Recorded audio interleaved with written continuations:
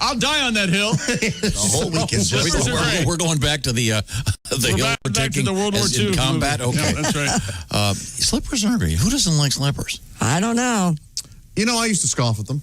You did? Yeah. I go, what's wrong with socks? If you want to lay around, just lay around in your socks, walk around in your socks. Man, oh man, I was wrong. I was wrong. Yeah. Slippers. Yeah. Slippers are the way to go. Especially if you have to go outside for something. Yeah. Yeah. Of course, Ugg slippers are good. Geissenwein slippers are very good. I had those too. I love those. What's the Hawaiian foot? Olakai. Got those. Olakai. God, I love my Very Olakais. nice. That's my brand. You should be a buyer for a shoe place. You know more about shoes than anyone I know. Well, He has good taste, though. I like my shoes. Okay. You got your Allbirds on? I got emailed about that over the weekend. 4 or 5 times. Oh, not today. Sorry. I wore them all weekend. I wanted to give them some air. You had to look to see back what to the shoes brown you had ones? on? I don't memorize my clothes when I put them on. You don't have to. It's the same I thing. know it. Tell me you know what pair of shoes you're wearing when you get... Josh, carry me out of here. Tell my wife I love her. You'll be glad to know, Chick, I bought a pair of the Allbirds loafers. Oh, they just came out. They just started the loafer line. They've got a 3/4 now loafer. Oh, it's very nice. Very nice. Running. So they got brand. the big approval at the house, huh? Oh, I like them. Yeah. Now, do you think you could work at a shoe store? Could you get down on your knees and No. caress the feet of some lady trying to I think I'd cram a size 12 into a size of about 10? half a morning. And Yeah. pardon me, Mabel. Before you inadvertently Al Bundy'd a woman. That's exactly right. Now, Christy, I know that you don't like feet. You I don't do really not. care for feet, so I'm assuming the Christy Lee stint at a shoe store would be brief. I wouldn't even consider it. How about a podiatrist's assistant? Can we have you do that one morning? I'm going to a podiatrist now because I have this foot issue, and I don't know how they do that. I really don't know how they do it. Well, they all secretly have a fetish. Do they bathe your foot before they examine? You know what? I actually asked for the wipes, and I took care of it before the guy came in. I didn't want my feet to be dirty. I mean, even though they weren't. You don't want that guy at a cocktail party. You know that chick on the radio about feet? Nope. Nice pedicure. I make sure they look Her good. feet were dirty. You know how many guys right now? Oh, I almost ran off the road. Yeah. My feet were so dirty. Let me see your feet. Jiminy Christmas. You didn't say it right. Want to see my feet? Oh, sorry. Can't even do my own Thank jokes gosh we have it recorded. The technology in that department's come a long way. Remember when you got an orthotics? Remember when you had to use the mold and it took forever? Now that's like a 3D scan with an iPad, and the next thing you know, 5 days later, you have orthotics. Now, It's remember, amazing. this is before my time, but we've talked about this a couple times before. There was a very brief period of time in America when you'd go into a shoe store and you would stand on a machine. This sounds I like just missed it this. sounds like I'm making this up. And they would X-ray your feet. Yeah. So you'd put the shoe on, and it would show you where your toes were, and they realized they were irradiating an entire generation. Yeah. The only downside was as you're being shown your foot, and the guy had to raise his voice. Now you see these floor chimes are beautiful. Yeah, no, Madame Curie loved these. Then your hair starts to fall out. That's an actual thing. Yes, Yeah, that's look it wild. up. Man. They don't do that anymore. So I don't know about the orthotics and if that's a thing now either. But No, I know it's a thing. It's just no, but I mean the whatever that. It's not an I X-ray. submit No, the it's not. orthotics are the today's 3D technology. TV tube. What do you think of that? You go in, you look at the box, you. By the way, Remember the TV tubes Sure. that you go get? Oh yeah, at the drugstore. Sure, right at the drugstore. Speaking of TVs, we did the story last week about the last Blockbuster. Yeah, turning into an Airbnb in Bend, Oregon. And it's only for, I think it's 3 nights. Yeah, in and September. It's only open to people in that county, and it's going to cost $4. They've gotten $1 million worth of publicity. That's been all over all the national news. They're crazy not to do that every day, or at least 5 days a week. Too bad they have nothing else to publicize. You know what? I was watching the thing. I think they're making their money on T-shirts. Really? I think people wouldn't you want the last Blockbuster store T-shirt? Come on, super cool, super cool. In any event, that for some of you they're only charging $4 for, but only 4 people get, or I think you'll 4 find people a night for 3 nights get to do it. So this is affecting 12 people. I think you'll find there's a reason VHS and the machine went out. I think it's no more. I think. Yeah, You can't beat sitting there and pushing buttons and boom, your movie starts. You don't have to get up, walk all the way across the room, bend over, get your movie. Tough, huh? Take it out of the box. Oh, sure. Shake the agony. Do you remember this? Agony. You're watching a movie. Yep. You fall asleep during the movie, and you wake up to the looped 20 seconds of music on the DVD menu, and you go, I'm going to live here forever now? I'm going to have, this music's going to play for the rest of my life? And the remotes across the couch. Oh, hell no. No, this is your torture. Maybe the power will go out. I got to get up. Are there VHS files the way there are the vinyl crowd? Yes. Oh, really? What do you mean? This guy right here, he's got all of them. I mean, does anybody contend, something, if you watch this on VHS, you're going to get a lot more out of the movie? We'll review all these things coming up. Right now, I hope you had a good weekend of food, if nothing else. And maybe you're tired of your own cooking. This is where HelloFresh comes in. Christy and I are big fans. I had beef tostadas made last night with HelloFresh. Very good. The beef tostadas. HelloFresh is America's #1 meal kit. What am I talking about? Well, the box arrives at your house. They've done all the shopping. Everything's in there, and it's pre-portioned. So all you do is a little cutting and maybe a baking and blah, blah, blah. You're having a great time. It's great. And every week, 22 chef-curated recipes, including whatever you're into. They've got I get pork schnitzel this week. I've never made a schnitzel. No, schnitzel? I know. I'm excited. That's great. I'm really excited about it. I've never made a schnitzel. I think a schnitzel's like a tenderloin, I think. It is. It is, yeah. The one you always hear about is the Wiener Schnitzel. Right. Right. Wiener Schnitzel. But let's talk about what other kind of options you've got. You've got comfort food, vegetarian food options, low-cal options, whatever you're into, surf and turf. They've got it at HelloFresh, and they've also decided they want you to try it, so they're making an offer that's kind of ridiculous. It's so great. You get started with the #1 meal kit in America by going to HelloFresh.com. Use the code BTSHOW, like Bob Tom Show. You get $80 off and free shipping on your first box. The box arrives. What do you do? Well, they've done the shopping for you, so it's going to cut way down on food waste. And you're going to become a much better chef. By the way, they have cards that tell you step-by-step how to do this. And you're going to become so surprised. This is kind of, you get to join the Clean Plate Club because the food is so delicious, and it really is delightful. That's Check true. it out. Once again, promo code BTSHOW, HelloFresh.com, $80 off, and free shipping on your first box. You'd be crazy not to try it. Maybe you'll get lucky, get the Kraft Burger. Oh, yeah. Oh, yeah, this is getting good. I'm getting hungry now talking about it. HelloFresh.com, promo code BTSHOW. Coming up today in the news, we have serious pizza news, by the way, and naked news, and... In sports, we got, guess who played baseball? I saw that. St. Louis Cardinals. Did they really? They've only got to make 56 games up in 8 days, but I don't think that's not going to be a problem. Quadruple header. Yes. We'll find that out when we come back. World It's the Bob record. and Tom Show.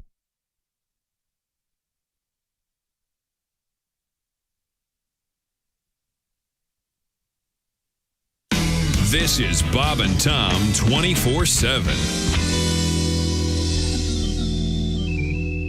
Hey, Mark Allison here with you on a Monday, August 17th, 2020. Hope you're having a great Monday. On the way, Reno Collier and Jess Hooker are going to be joining us, zooming in, social distancing here at the Frigamall building on a Monday, August 17th. Thanks so much for joining us, and you're listening to Bob and Tom 24/7.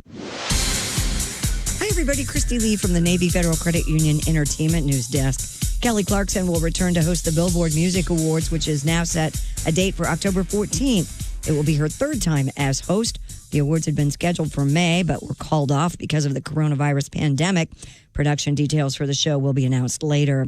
What might a duet of Dolly Parton and Jimmy Fallon singing All I Want for Christmas Is You sound like?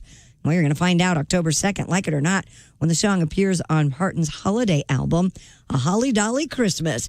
It also features Parton singing duets with Miley Cyrus, Michael Bublé, Billy Ray Cyrus, Willie Nelson, and her brother, Randy Parton. The album will be a mix of originals and Christmas classics. And Elvis Presley fans still paid their respects on the anniversary of his death this weekend, but in a socially distanced way.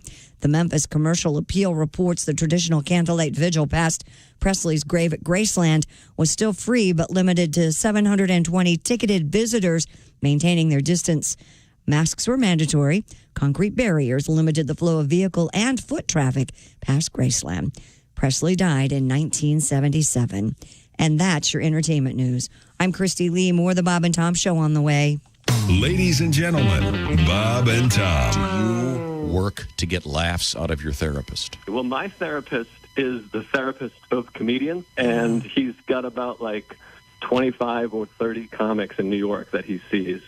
But sometimes you'll be in the waiting room and you just hear him dying laughing, and you're like, oh God, I got to follow this guy. A comic walks out Mike Vecchione or someone walks out, and then I do my session. I come out and Mark Norman is walking in. I'm like, this is the best lineup in the city. Bob and Tom in the morning and highlights all day long. The Bob and Tom Show, weekday mornings at 6 a.m. Eastern on Bob and Tom 24/7. Essential morning radio all day and all night. This is Bob and Tom 24/7.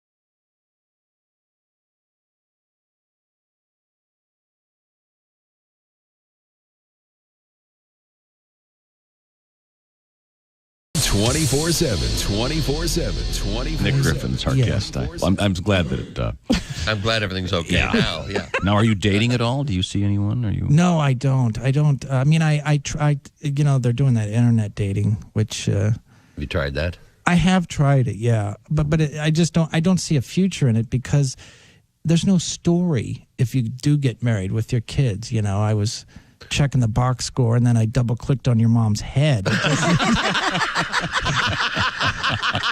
We're talking with comedian Todd Glass. In a relationship, women look down the road, which is positive, but some women look too far down the road.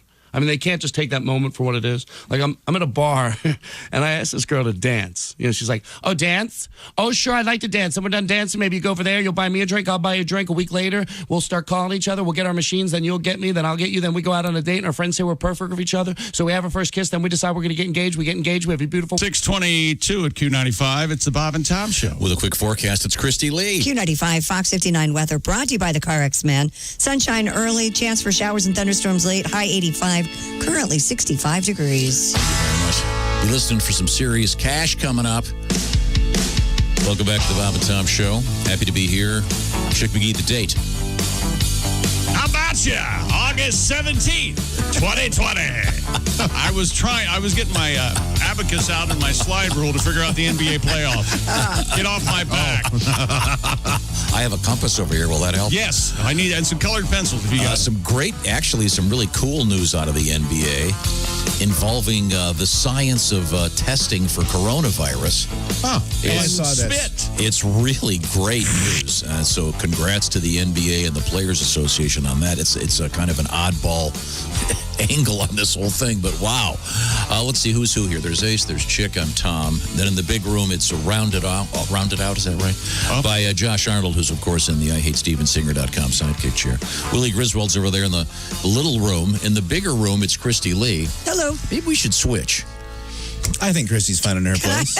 Why would we switch? Because things rolling along, given everything we're doing, things Finally rolling along too easy. It's going to be about size because he wants the big guy in the big room and the little Christy in the little room. Because when you see Christy, it's like looking at a giant aquarium with a little minnow in it. It's fine. We have a big window.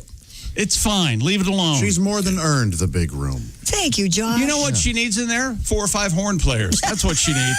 I agree with that. There you go. I love having a live horn section. How about that? Yes, put them in there. Yeah, every morning for an hour and a half, except if it's an odd day. Now, at least we should give her some sort of attendant in there with mints and lotions. Yeah, can we get Christy her own butler? No. Her own urinary. Yes. Remember we figured that that's out? right. A urinary. Let's make him British while we're at A it. urinary is a bathroom attendant. We decided that one morning. Oh, yeah, that's right. We have, speaking of which, we have a big urine thing in the news involving a very serious issue involving urine, actually, in Europe. Have you ever Yes, seriously. urinated and just... Yeah, sometimes it's the greatest, yeah. Just reflex. Ever. Every time. Well, you like to make a lot of noise with your bodily. And lately, I like to do the lean where you put your hand against the wall and go leaning against it. Always reminds me of Harry Carey, the great sports announcer. Ken Severa, the comedian, the Chicago-based comedian, has a great story about... He does a great Harry Carey voice, by the way, Ken does, and he's got a true story after a Cub game of walking, maybe Willie would know which hotel it was, but some nearby hotel, and there was an alley, and Harry Carey's leaning against it, taking a leak. It was sort of like 50 feet away, and Ken goes, "Harry!" And Harry looks at him and goes, "Play ball!" Apparently heavily intoxicated at the time. Man, oh, man. Yes, we do have urine in the news, though. Yeah, we do. Let's see. There's Pat Godwin in the other building. And we got Ace and Chick. Okay, we're all here. Okay, everybody's ready to go. We do have some interesting stuff coming up. We've got important news in the world of urine, and news in the world of pizza, and news in the world of footwear. And an incredible story. In football. But an incredible story involving coronavirus testing and the NBA coming up. Really interesting. I guess. You guess. Well, what is it? Oh, God. The NBA was responsible for... Chick's got the story. No, let him go. No, in a nutshell, since I don't think he understands the significance of The it. Food and Drug Administration approved a saliva test. That's spit, people. For the coronavirus, it was sponsored by the NBA. The test developed by researchers from Yale. How's things going at Yale? With funding from the NBA. Eli's coming. It was Bula Bula, approved for emergency use by the FDA on Saturday, called Saliva Direct. When you need saliva really fast, call Saliva Direct. The test requires a small sample of spit to detect the presence of the virus, making it less invasive and cheaper than that testing method where they take the swab and shove it into your brain. Is this, because my daughter went to college, she had to do a saliva spit test like that. Is this? Is there a different test? I don't know. I guess. I'm pretty sure that was alcohol level. This is. I'm sure. This was big news. Apparently, it's revolutionary and it can be done inexpensively. The big angle is that it reduces risk for healthcare workers who are collecting the samples. Yes. Yeah. It's also 12% effective. So that's good. No, actually, you're exactly almost wrong. 94% accuracy. It's apparently more effective than this is a really big, important news. Oh, then my God, we should make one joke about it at all. If you get this saliva Simply direct, just do some straight news for a second. No, they get your I think DNA. it would be nice if you made a joke out of it. I just haven't heard one yet. Oh, Jesus. He's on. What did I say? Yep. He's on one. I told you. No, it was pretty good. It was pretty funny. Now, I think that you've also got to congratulate the NBA on the so far so good. What did you buy stock in a team? What are you talking about? On the bubble. No, we're getting nothing but bad news in the world. Here's some good news and some pretty cool stuff. And the most important thing is this test involves spitting, which of course means we have to hear this. Oh, no. Hello and welcome to Spit Take Theatre. Yes. This week's Spit Take Theatre presentation, a death in the family. Hey, listen, thanks a lot for letting me stay here until we get Mom's memorial service put together. No problem. Well, I appreciate it. After all, you're my little brother. Well, thanks. It's okay. Man, it's just all so sudden. Last time I talked to her, she was in great health. No, she was sick. Kind of sick, but she just wasn't one to complain, really. I had no idea. Listen, I enjoy you, being here. Kind of lonely here without Mom around. I bet. So probably pretty quiet around here, huh? Yeah, it's very quiet. And by the way, this is delicious. I didn't realize what a cook you are. It is good, isn't it? Oh, it's one of the best meals I've had in a long time. Meat is most unusual. More peas? No, not for me, thanks. Listen, while we're on the subject of Mother, something I've kind of been needing to tell you. What's that? Well, I've got a confession to make. I never really cared for Mother. You never really cared for Mother? Well, I mean, I know I never talked about it. But... What do you mean? You've had 2 helpings. Spit Take next week for another edition of Spit Take. Oh, my God. A Hitchcockian joke, if you will. Yes. Once again. Waste not, want not, huh? That's right. Once again, a new spit test. Yeah. So maybe we can all be doing that pretty soon. What else is the spit? I'm trying to remember. Why did I have to spit into a... when Dean got us the... DNA test. The DNA test thing. Right. Yeah, great. Now the FBI can frame us for murder. Oh, yeah, that's right. Our spit's out there in the universe. Yep. That's true. You got to be careful about that. Those companies, they're just trying to get you in trouble for murder. It wasn't there.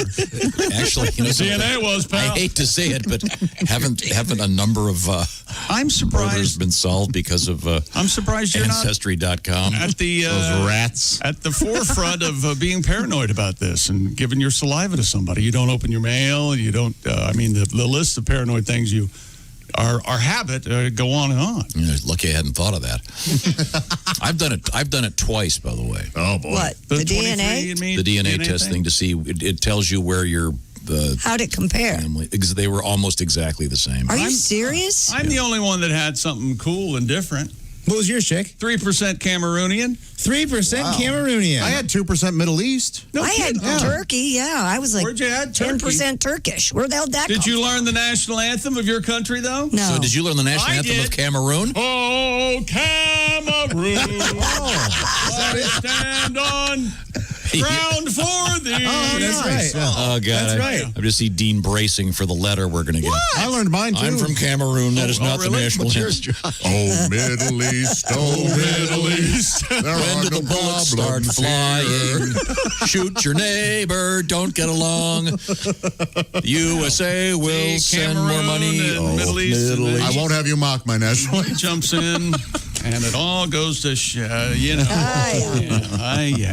Hey, racing, Chase Elliott. So have you taken the? Did we all do it? Yeah, we did. all It was a nice gift. Willie, have you taken the DNA test? No, but I would like to take one. We did a whole show. You're remember? hoping that none of mine is in there. Yeah, maybe past my daddy. We'll see what happens. Look at me, son. Oh boy! Would there be any greater news ever in history? Could you imagine? Oh God! What a morning that would be. I would just like it because if I was stressed, it would make my dad. So apparently, Pat is Willie's dad now. Apparently, we got to drive to Ohio for no reason. I don't know what's going on. So, Christy, have you just done the one test? Yeah, I have one of those 23. I have one in my closet. I just have never done it again. Because you know why? He scared me. What do you Josh said that my DNA would be out there and I'd be framed for murder or something. There you go. Well, he's not joking. I'm not serious. I'm dead serious. Josh is the one who kind of made me go, oh, I don't think I want to do that. Yeah, I don't know what they're doing. Josh, with this info. Josh also believes in Bigfoot. So, the latest evidence, very compelling. No one says compelling like you. I love it. Okay, I'm sorry. All right, maybe I'll do it then. Chase Elliott won the Cup Series at Daytona, the road course yesterday. Marco Polo. Yep, he's on the Polo for the Sunday's running of the It Will Be Held Without Fans Indianapolis 500. It's going to be be awesome. They were going fast, very cool. Very fast. Bravo, Fastest Marco. since 96 or something. Yeah. Wow. The Philly, Pat. Yeah. Weigh in, my friend. Okay. Exciting adventures, incredible life of Pat Godwin continues. All the right. Philly Naked Bike Ride. Have you ever been a part of that, Pat? No, but my friend was. Yeah. Okay. Yeah? Oh, was. Huh? Yeah, the singer in the group The A's does it every year. The A's. The A's? Yeah, the band called The A's. Letter A? Yeah. Is there a band called the T's? Well, there's the Canadian version. That's EH. Oh, that's right. Yeah. A's. Hey. They call themselves the A's because they're first in the phone book when somebody needs a band at a wedding. Probably why. That's the AAA Aaron. Yeah. The Naked Bike Ride has been canceled due to the virus. The annual event usually draws thousands of nude cyclists for a trip around Philly. And the sights and sounds and smells, it's tourist sites. It's been set for later this month, they say. Bless you. Bless you. Uh-oh. Organizers said, Tom is having a fit right now. No, Tom's right to freak out. I have it. I hope to see you next year, hopefully under better and healthier Turning up circumstances. my UV thing. Oh, for gosh sake. Don't do that. at Anything home. to drown out your voice. Okay, where was I? Naked bike ride. What now? Naked Bike Ride is Still happening? Yeah, it's still happening. Canceled. I'm surprised. I'm Surprised what? Virtual. Virtual naked bike ride. That wouldn't I be like any it. fun. You get up How on would you your do that? you get up on your stationary bike and go, man. Yeah. All naked, there in your home. Yeah. No. Wouldn't that be the way to go this On time? your seat. No. Nude on the Peloton. Man, those bikes really make your Do they have that? prostate hum. Do they don't have a nude Peloton class you could take? I don't know. I'm not surprised if they didn't. Yeah, you know that mirror thing they have Yeah. now where you do the exercises in front of the mirror? That's so bizarre. That's going to take over the world. That's the I smartest think thing you I've can. ever seen. Can you hook that up so the trainer is actually live? So you Yeah. you can do whatever, but that's the coolest Do you thing. have one of those? Yeah. $100. Really? Kelly uses it all the time. Oh, how cool. Oh. You stand. It's like a full. It's a full size mirror, and then you Full length is the term we're used to. Really? Full length Full mirror? length Yeah, mirror. full Thank length you. mirror. Yes. And you hook your phone up to it, and you can watch all kinds of videos. It's So very, you very think cool. maybe they'll do that with other things like cooking and that'd be mechanics and stuff like that? Who knows? Huh. But I mean, I think especially in the COVID era, when it's hate probably not a watching great idea myself to get in work a small room with 10 people jumping around. I guarantee you. Yeah. I'm not going to tell you what this is for, but you go on YouTube and you Google a certain something that you need to do and need help with. It will tell you where to get the Viz Queen, where to get the lye, where to get the shovels. Yep. Well, that took a It'll turn. give you an instruction. No kidding. Digging the hole. Everything is on No, YouTube. he's right. Everything is on Everything is on YouTube. I didn't know that kind of thing would be on there. Yep. No. there. Everything is on there. Everything's on there. I mean, Yeah, if you look that up, though, you're in a database. Sure. Yeah. And, any self-respecting Yeah. viewer of Dateline knows the first thing they do is you get your phone and they check your search Sure. history. Yeah. I go to the library. We had to get Finn when she was a little baby, trapped herself in a bathroom at a house we'd rented. Well, that's right. The locks. Yeah. Did she realize she was your daughter? Is that what happened? So we had to pick the lock. We had to go online and Sam and I spent 2 hours and we did it. Nice. It was the whole thing, how to Did she pick a panic? lock. Yeah. No, she was fine. We got her out. Hello. I took a ladder, climbed up, and took her out the window, but I couldn't get I'm through. Morty, the friendly burglar, and this is how to pick a lock. No, everything is. You're right. You have some obscure car you want an obscure part for. There's some guy Yep. telling you how to do it. It's amazing. I love that aspect. Now, coming up, we have pizza news.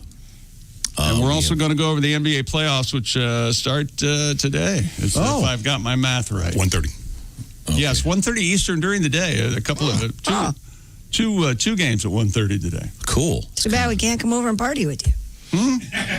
Oh, like we always do? Yeah. That'll be quite a change, won't it? Yeah. Because of the pandemic and all. Yeah. Right now, we got some troubling news for companies who utilize enterprise VPN for employees working from home. Over 900 VPN servers at a large enterprise security provider hacked. We keep getting these hacked things all the time. What I'm talking about here is LifeLock. You got to watch out for your stuff. You've got to watch out for all those numbers you've stuffed into your computer and put out there in the ether. LifeLock is designed to protect your identity, and it detects a wide range of identity threats. For example, your social security number may be for sale right now on the dark web. There are all kinds of fake offers for charities right now. You think, oh, this looks legit. They've got all the right logos, et cetera, et cetera, et cetera. And what they're trying to to do is invade your computer, maybe get into your email and start causing havoc with your life. LifeLock is out there watching out for what's going on, so they can detect information that may have been compromised. And when they do, they'll send you an alert. And it happened to me last week. And I got a call from a woman at LifeLock, and she was absolutely delightful. Spent quite a bit of time on the phone with me sorting it out. Thank you very much, LifeLock. And I wouldn't have known about it had they not called me, so thank you. Nobody can prevent all identity theft or monitor transactions at all businesses. LifeLock's going to see threats you might miss on your own. So join up right now. It's very inexpensive, and right now you can save an additional 25% on your first year if you use the promo code TOM25. So call 1-800-LifeLock or just go to lifelock.com. Use the promo code TOM25 for the extra savings, 25% off your first year. You'll sleep better knowing someone's watching your stuff.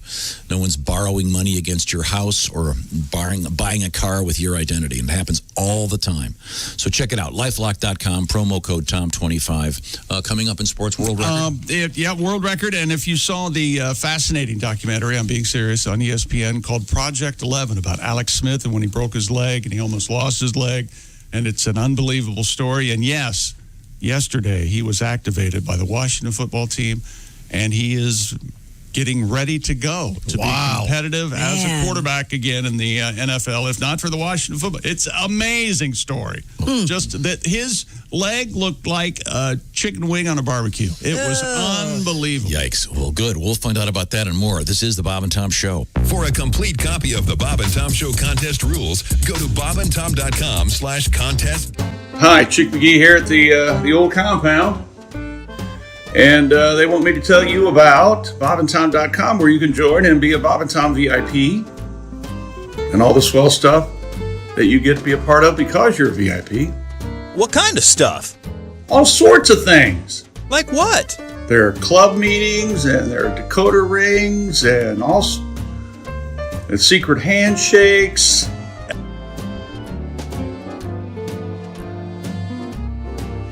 And also go to bobandtomstore.com, where you can get Bob and Tom hats and sweatshirts, t-shirts, and shorts, socks. We have socks. I'm not sure about the socks. But, bobandtomstore.com for Bob and Tom stuff, and then bobandtom.com to join the VIP. The VIP, you also get the Off the Air podcast. Come on by and visit, okay? bobandtom.com, bobandtomstore.com.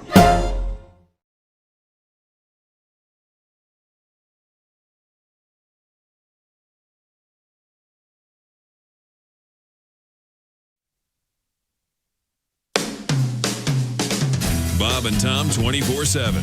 It's not on air. It's online. Bob and Tom 24/7. Hey, hope you had a great weekend. We're right back at it here on a Monday, August 17th, 2020, live here at the Frigamall Building.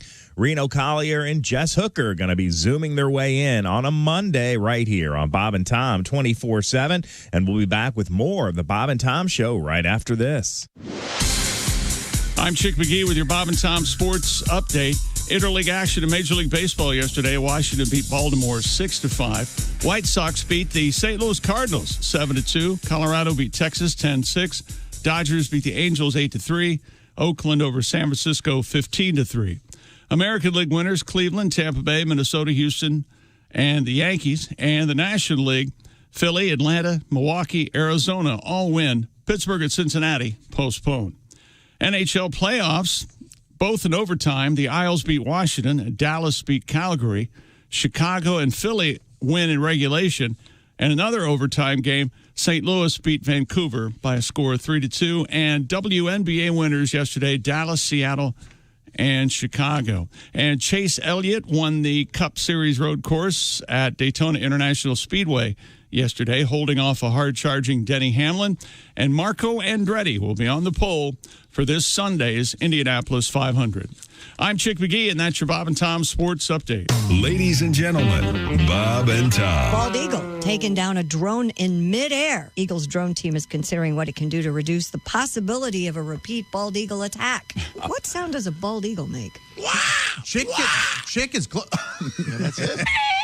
Yeah, they screech. Oh, do they? Oh, Chick has it. Yeah. Wow.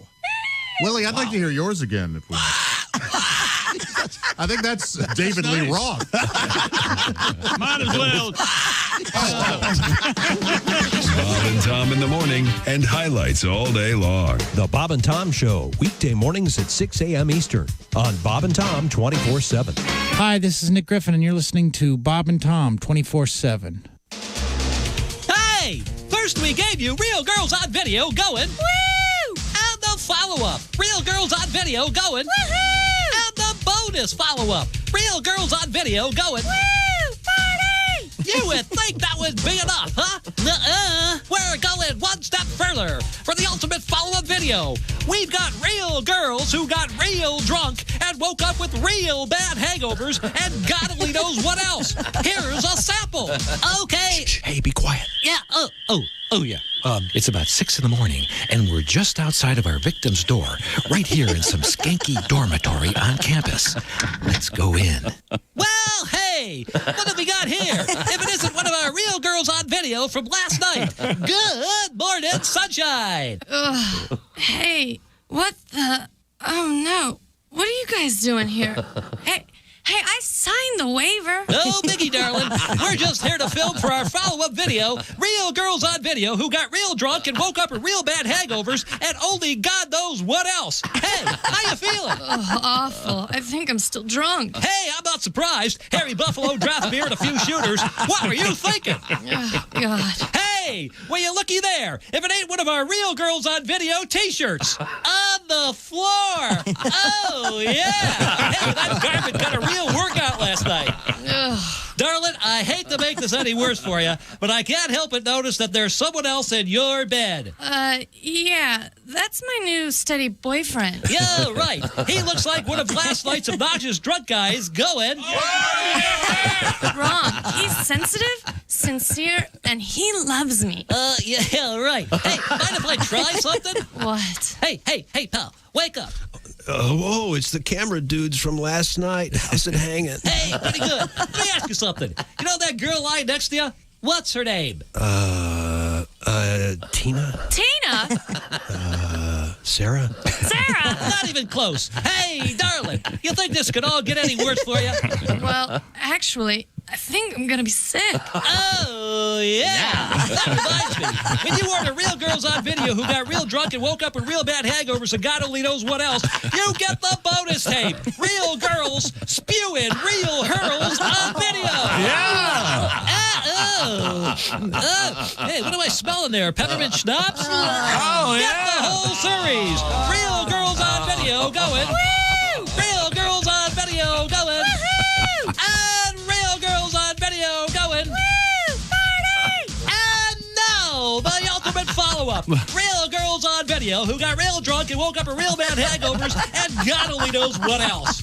That's me, dude. And get the bonus tape. Real Girls spewing real hurls on video. Order now and see just what really happens when you get drunk on your parents' money and sign a waiver.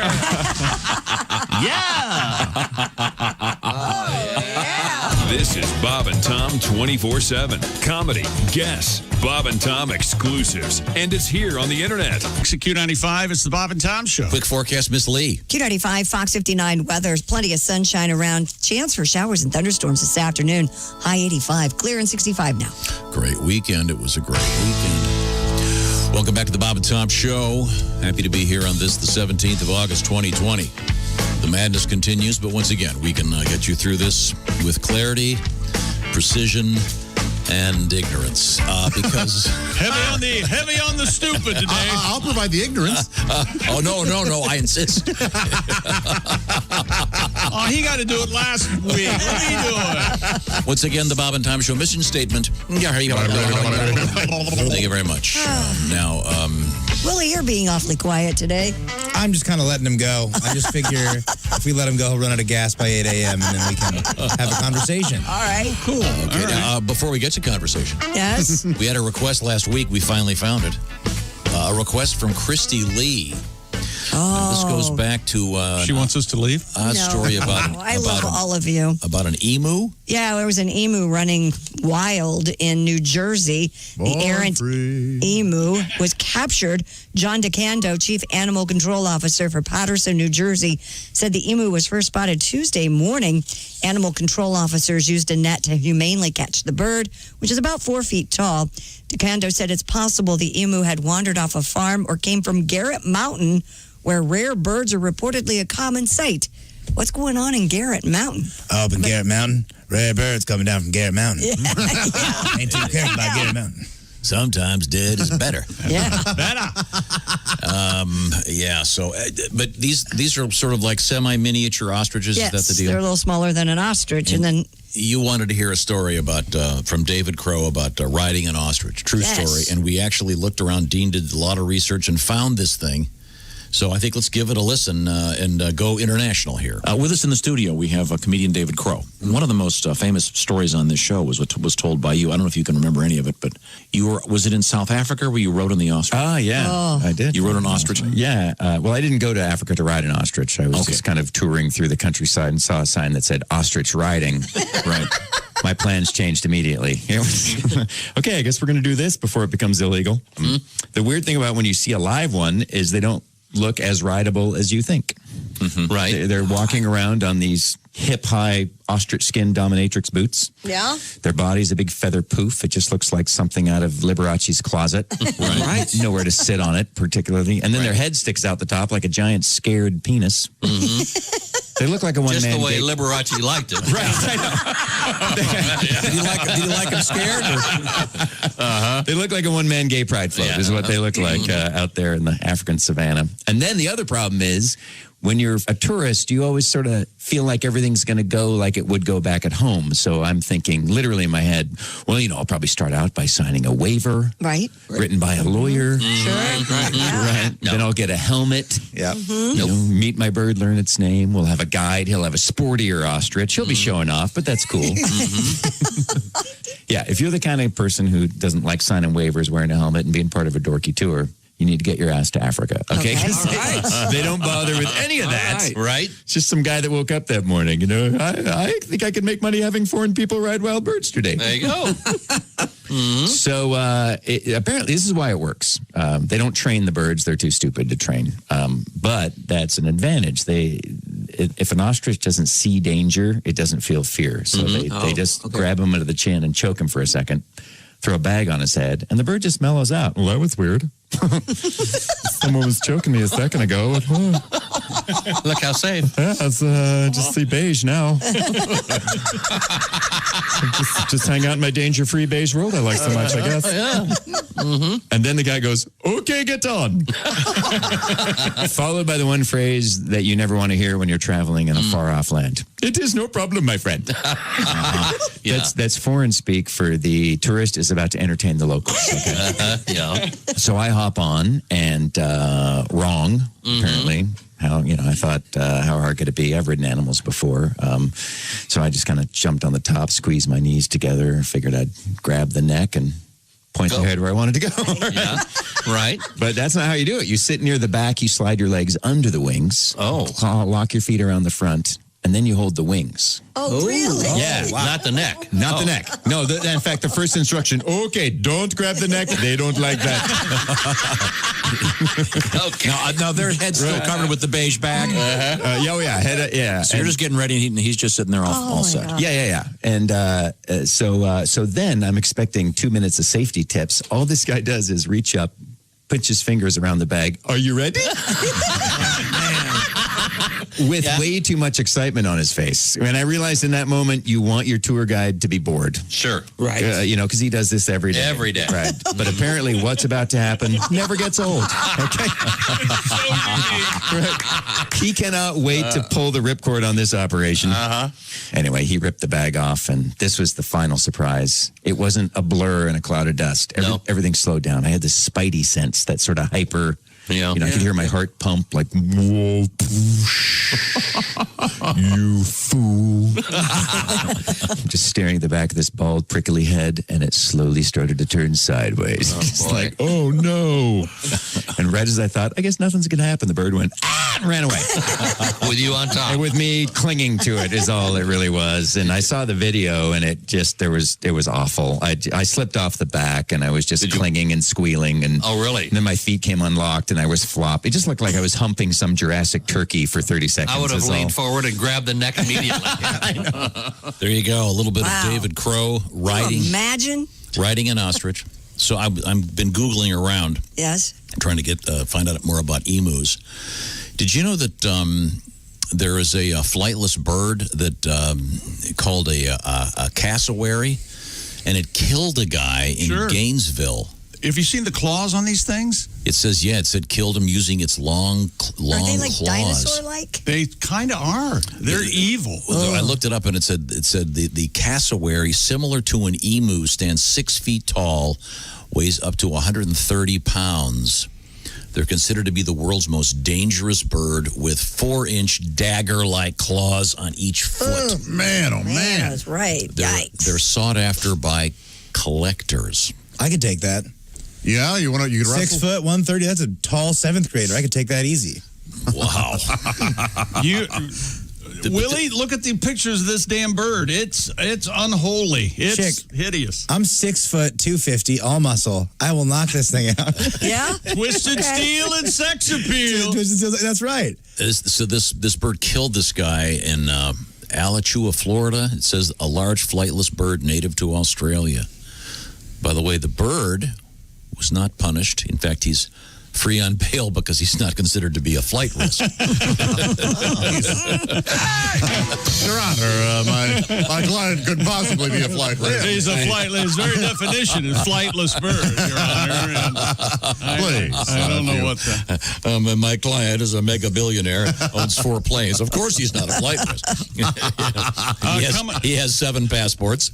What do you got? Coming up in sports, we're going to have Today in Sports History. And Tom, there's going to be 2 Toms when we come back because he's going to be beside himself. His item I can't wait. in sports history. This is the Bob and Tom Show. Stay tuned. Who knows who will be next on the Bob and Tom Track Phone Hotline? This is the Bob and Tom Show.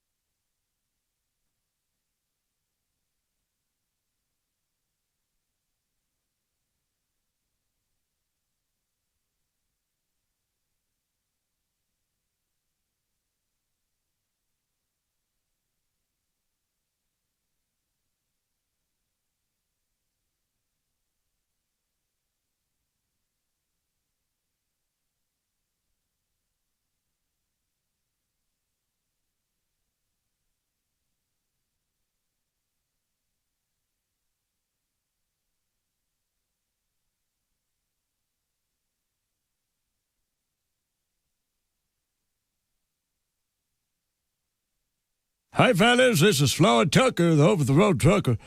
You're listening to Bob and Tom 24/7. Hey, make sure you download the Bob and Tom app. We know that you probably are listening to us right now through the app on Bob and Tom 24/7, but there's lots of folks that you may know who haven't taken the time to download this Bob and Tom app. It's free. What are they waiting for? You can get your local station, Bob and Tom 24/7, even access a classic bits on demand right there. Contact us directly via text or email with just one click. It's amazing. It's the Bob and Tom app. You can even set an alarm that'll wake you up with the show. You're listening to Bob and Tom 24/7. Hi, everybody. Christy Lee from the Navy Federal Credit Union News Desk. Speaker Nancy Pelosi is calling the House back into session this week to vote on a bill prohibiting the U.S. Postal Service from implementing any changes to operations or level of service. The action comes amid growing concerns the Trump White House is trying to undermine the agency during the coronavirus pandemic while states expand mail-in voting options. Cruise ship passengers had temperatures checked and took COVID-19 tests on Sunday so they could set sail on what is being billed as the first Mediterranean cruise after Italy's pandemic lockdown. The cruise ship company MSC has made the procedures for crew as well as passengers part of its new health and safety protocols. The MSC Grandioso departed from the port of Genoa Sunday evening for a 7-night cruise. Earlier this month, the Italian government gave its approval for cruise ships to depart from Italian ports. The cruise around the Western Mediterranean, though, limited to 70% capacity. And the United States Senate has approved a request to designate July as National Blueberry Month at the urging of senators from one of the country's most important blueberry growing states, Maine. Senators Susan Collins, a Republican, and Agnes King, an independent, called for the designation. Their state is America's top producer of wild blueberries. The senators said in a joint statement that the resolution recognizes the importance of the industry as it faces tremendous strain due to the ongoing trade retaliation and disruptions caused by COVID-19. And that's your news. I'm Christy Lee. More of the Bob and Tom Show coming up. Bob and Tom, 24/7. Comedy via your computer. Bob and Tom, 24/7. This is Bob and Tom, 24/7.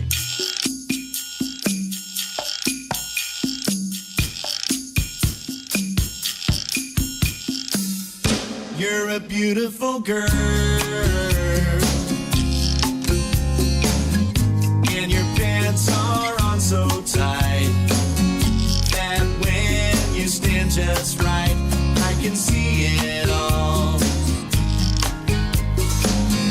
When you're on the beach and your bikini's soaking wet, I see a fuzzy silhouette as I look down below.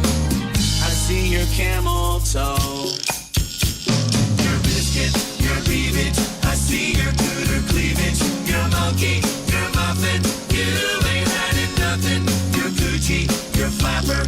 You're showing off your snapper. Your camel toe, it looks alright, so baby let it show. Looks like a big taco.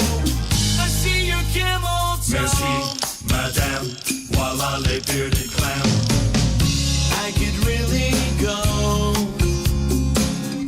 for a sideways sloppy Joe or a tuna casserole. Baby, don't you know? I never thought I'd see so much of your anatomy. Your jeans are so tight, I'm learning gynecology. I see your camel toe, your knuckle, your nookie. Ooh, I see your cookie, a donut, a bagel, down below your navel. It's furry, it's fluffy, looking kinda puffy. Your camel toe, it looks alright, so baby let it show. Looks like a big taco.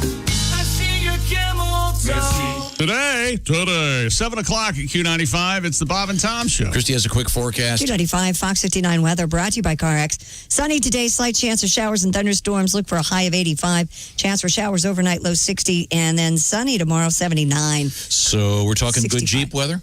Great Jeep weather. And if you're not getting your new Chrysler, Jeep, Dodge, or Ram at Westgate, you're not getting your best deal, especially during the Beat It or Cash It event going on right now. If Westgate can't beat the new vehicle deal you'll get at any local Chrysler, Jeep, Dodge, Ram dealer, they're going to hand you $2,500. How's that sound? And that includes other dealers' 2020 summer clearance event offers. If you got a car to sell, Westgate will overpay you for your used car, and so there's no reason to wait. Come out to Westgate. Hey, that's a rhyme. You'll get the best 2020 summer event deal or bring home $2,500. And just for Westgate, we brought in a happy Westgate customer. She's on the TV monitor. Yes, she is with her Wrangler. That's Jess Hooker. Beat It or Cash It event going on now at Westgate off Highway 40 next to Coles and Plainfield. Online at westgateauto.com. In 3 seconds, Jess, how were you? I'm great. Thank you very much. You're done. We'll check in with you later. Thanks for joining us. Welcome back to the Bob and Tom Show. There's Chick McGee across the way. Let's see now. We're in the big room with Ace and Josh and Tom. Through the glass, Willie G. Hey. Through the glass over there, Christy Lee. Hi, everybody. On the big screen over there, it's Pat Godwin. Hello. And on the big screen over there, it's Jess Hooker. I think we're all here. It's good to see everybody. Yes. Jess, you're looking great today. Thank you. Like your lipstick. Thank you. Is that lipstick or your lips just all red? No, it's lipstick. Okay, it's good. new lipstick. Oh, boy, that would be. Is that your lipstick, or did you take a beating last night? Oh, my gosh. What the hell? Sorry. Jess, I've been made the mistake. What do you call it when you go down the hole on the internet? The rabbit hole? The rabbit Yeah. hole of emus. Yes. What have you found out about emus? We had emus in the news. They look like dinosaurs, little kind of dinosaur birds. But I stumbled on this story about 20 llamas that were stolen from a farm in Southern California. And how do you steal 20 llamas? You're going to need a tractor trailer for that. Probably. Yes. And this farm is full of, it says, llamas and emus. And a little mini horse to lasso them. I don't know. Wow. So I've always wanted a mini horse. I don't know Aren't why. they adorable? Like a Shetland pony? Yeah. No, even smaller. The mini horses are smaller than a pony. Oh, they are? A Yeah. mini horse, a mini pig. I want all the Mini stuff. donkey. So my question is, as you know, when you have like a herd of sheep, a flock of Well, of seagulls. course I heard of sheep. What other? A pod of whales. Pod of Sure, whales. yeah. Do you know what you call a group of llamas, Jess? I don't. A spit of llamas. Oh, who knew? Yeah. Okay, that's false. They do spit. Anyways, Do you think they stole them for meat? I don't know. It's just bizarre. They're still looking for him. Anyway, enough of emu talk because I You understand. think it might be sexual?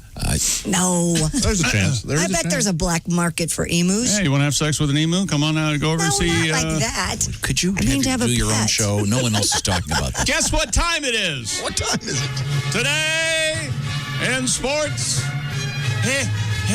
history. On this date, Yes. August 17th, 1920, a player for the Cleveland Indians by the name of Ray Chapman passed away after Beanball. he was hit by a pitch the day before by the Yankees' Carl Mays at the Polo Grounds. He was hit on August 16th, 1920, and lingered for almost 34 hours. And passed away on this date in 1920. Ray Chapman, Tom. Yes. 100 years ago. 100 years ago. Wow. It's probably one of your older references then. Yeah. Yeah. Yeah. And is he the only major league player to? I think so. I think so. Sad. Wow. It is. Is this sports Oh, now? yeah. Like we do sports from 100 years ago? 'Cause What do there's I nothing say? to Today talk in sports history, Yeah. Jess. Well, you know, that's our new feature, Jess. Typically, it's not this just depressing. Well, I only did it because I knew you'd like to hear. There we go. And Washington NFL quarterback Alex Smith has been cleared for practice nearly 2 years after his gruesome leg injury. Do you want to hear? Do you want to see his leg 4 days after the injury? No, I know it's rough.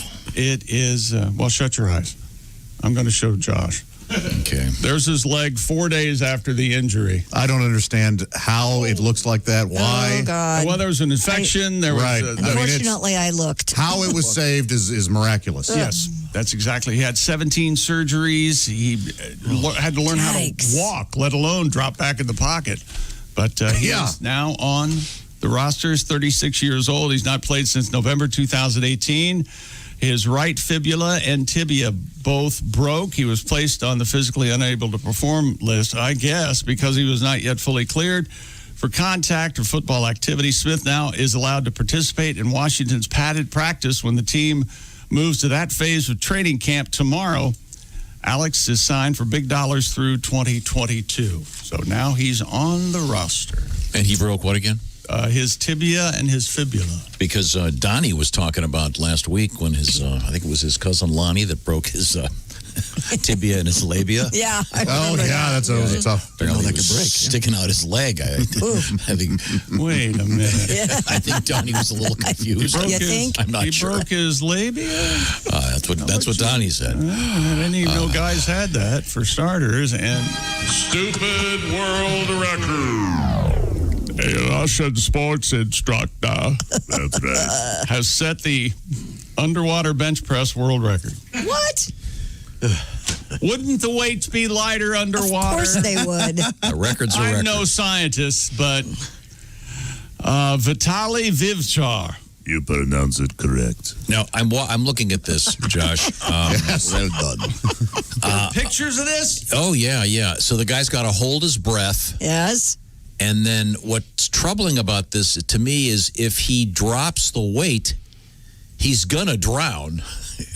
He's on a bench. Yeah. He's underwater. It's going to get stuck on him. And he's holding his breath the whole time. I'm sure he has a spotter. You just don't see him. There's no one in here. And no one in the If he picture. drops the weights, he's going to drown. Wouldn't he just pop back up to the surface if he dropped the weight? No, wouldn't it go? It would go over his neck. Oh. How much weight were we talking here? 110 pounds.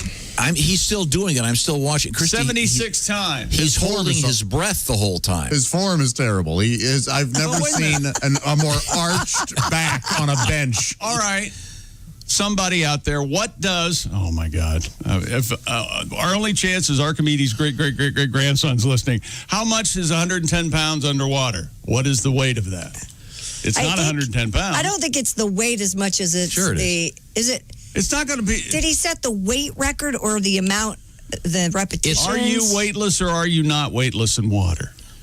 Oh. You still have weight. You float around, though. You don't. No, if you know, what are anchors made of, chick? Well, that's way heavy. That's way heavy. That's a new thing. We have buoyancy because of the air in our bodies, but yes, you could lift. And the water in our. I say you could lift more weight underwater than you could on. Well, maybe, but this is the world record, so maybe. I got a maybe. All right. This guy's he's not very muscular. He doesn't look bulky. But part of it is holding your breath. Mean? I'll tell you what, being underwater, the cleaning of the clean and jerk is a lot easier. Apparently, that is true. Because you're in the water. What about the snatch? Does that have any? That cleans up nice in the water. Chick, this is what I found.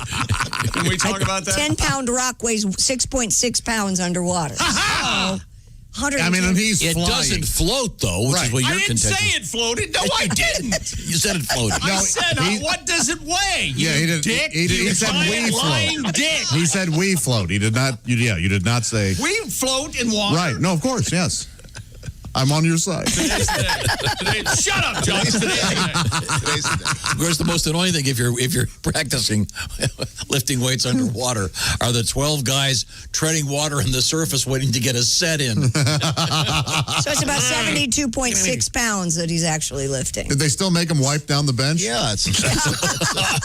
By the way, broke the rules, man. This lake in Tomsk, T-O-M-S-K. Come on, Russia. Step up with some it's not exactly vowels, that kind will of clear Bahamian water you like to see. It looks like he's doing it in a sewer. It does. Explain it to me again. So he got the world record. There's a bench on the bottom of the ocean. Or is whatever. it the weight or is it the repetitions? He managed to lift not 110 pounds 76 times while completely submerged under the waters of a lake in Tomsk. Okay. So the record is the reps. It's not Lake Tomsk, or maybe it is, but it's in Tomsk. Okay, well, which is near DeLand. Delansky. It is Tomsky. It's next. I'm assuming, Christy, to get the record, it's always a standard weight, so it's the number of repetitions. Oh, come on. This guy spent 2 months preparing for the attempt. He's the winner of the European Russian-style bench press tournament and an amateur free diver. So he decided to combine the two disciplines. Gotcha. So I bet was there a record before? Yes. Okay. Oh, all right. So the late. yeah. Houdini. Dimitri Houdini tried to do That's it. him. What was the name of the Lloyd Bridges character in Sea Hunt? Mike Nelson. Mike Nelson. Okay, very good. Very good. Yeah, you can watch this video. It's pretty interesting. Yeah, it's okay. It's kind of fun. Yeah, I'm going to pass on You can not going to catch the corona underwater, as far as I know. No. Hey, NBA playoffs today at 1:30. You'll have the Jazz and the Nuggets and Magic and the Bucks. I don't know where you can watch it, so good luck.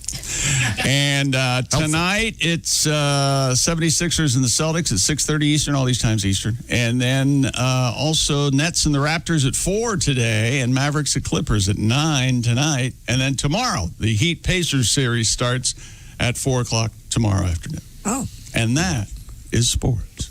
Okay. Now, we have some mail here that kind of leads to something. What? Some love letters about the Raycons. Oh. No kidding. It says, I want to thank Chick McGee and the Bob and Tom Show for recommending the Raycon E25s. I did the legwork. I found them. I ordered these earbuds, fell in love with them. By far the best I've ever used. You guys rock. So does Raycon. There should be a Nobel Prize. That's from Mr. Johnson. We got a bunch. Look at this. We got portable a bunch audio. Just got my Raycon earbuds charged and used them. They're great. Thank you, Chick McGee, for recommending them. A great deal. All right. There's another 10 cents for you, Chick. Then That's it says, exactly right. Yeah. we fluffy guys have to stand together. Oh, Fluffy. there you are, Fluffy. Is that a reference to one of our favorite comedians? I think so, yeah. Okay, there we go. So what are the Raycons? Well, they're the greatest wireless earbuds. About half the price of other premium wireless earbuds. They sound great. Plenty of bass. And the newest model, we just mentioned, the Everyday E25 is your thought? But the big deal, 6 hours of playtime and that Bluetooth pairing is oh so easy. And, of course, more bass because it's all about that bass. And more compact designs, and it comes in a bunch of colors. And it's a nice noise isolating fit. They have a bud that will fit your ear. Yes, even yours, Tom. Raycon's wireless earbuds, comfy, perfect on the go. You can be surrounded by people and all by yourself listening to your music.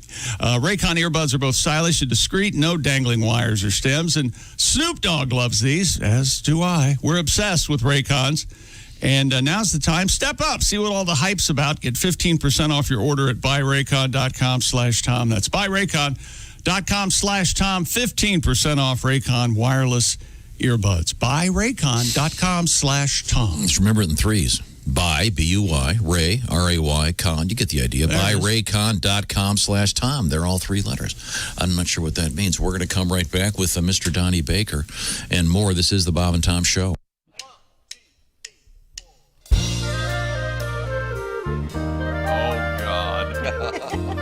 He never gets this right in the live show. Hi, Tom here. God knows I'm not perfect. I guess I can be difficult and sometimes perhaps a little demanding. No. Oh, sure, some might say tyrannical, but I don't get it. I try to be a nice guy, but lately it seems that everybody's pissed at me. My friends are pissed, my doctor's pissed, my mother's pissed, my lawyer's pissed, my waiter's pissed, and Chick is pissed. Everybody's pissed at me. My banker's pissed, the band is pissed, my plumber's pissed, the fisher pissed, my barber's pissed, my brother's pissed. It is very plain to see. Everybody's pissed at me. I think we can all agree. Everybody's pissed at me. Tom, you are an evil bastard. We're all pissed at you today. I am sick of all your bitching. Here's a check. Go away. Your boss is pissed, your kids are pissed, your neighbor's pissed, your sister's pissed. We'll bet even God is pissed. Everybody's pissed at me. When I wrote my pissed off list, I'm sure there's someone that I missed, and that will probably make them pissed. It is very plain to see. Everybody's pissed at me. I think we can all agree. Everybody's pissed at me. Very justifiably. Everybody's pissed at Your friends are pissed, your partner's pissed, your mother's pissed, your lawyer's pissed, your waiter's pissed, your dog is pissed. Everybody's pissed at me. Paging Michael Hunt. All right. Paging Michael Hunt. Is Mike Hunt here?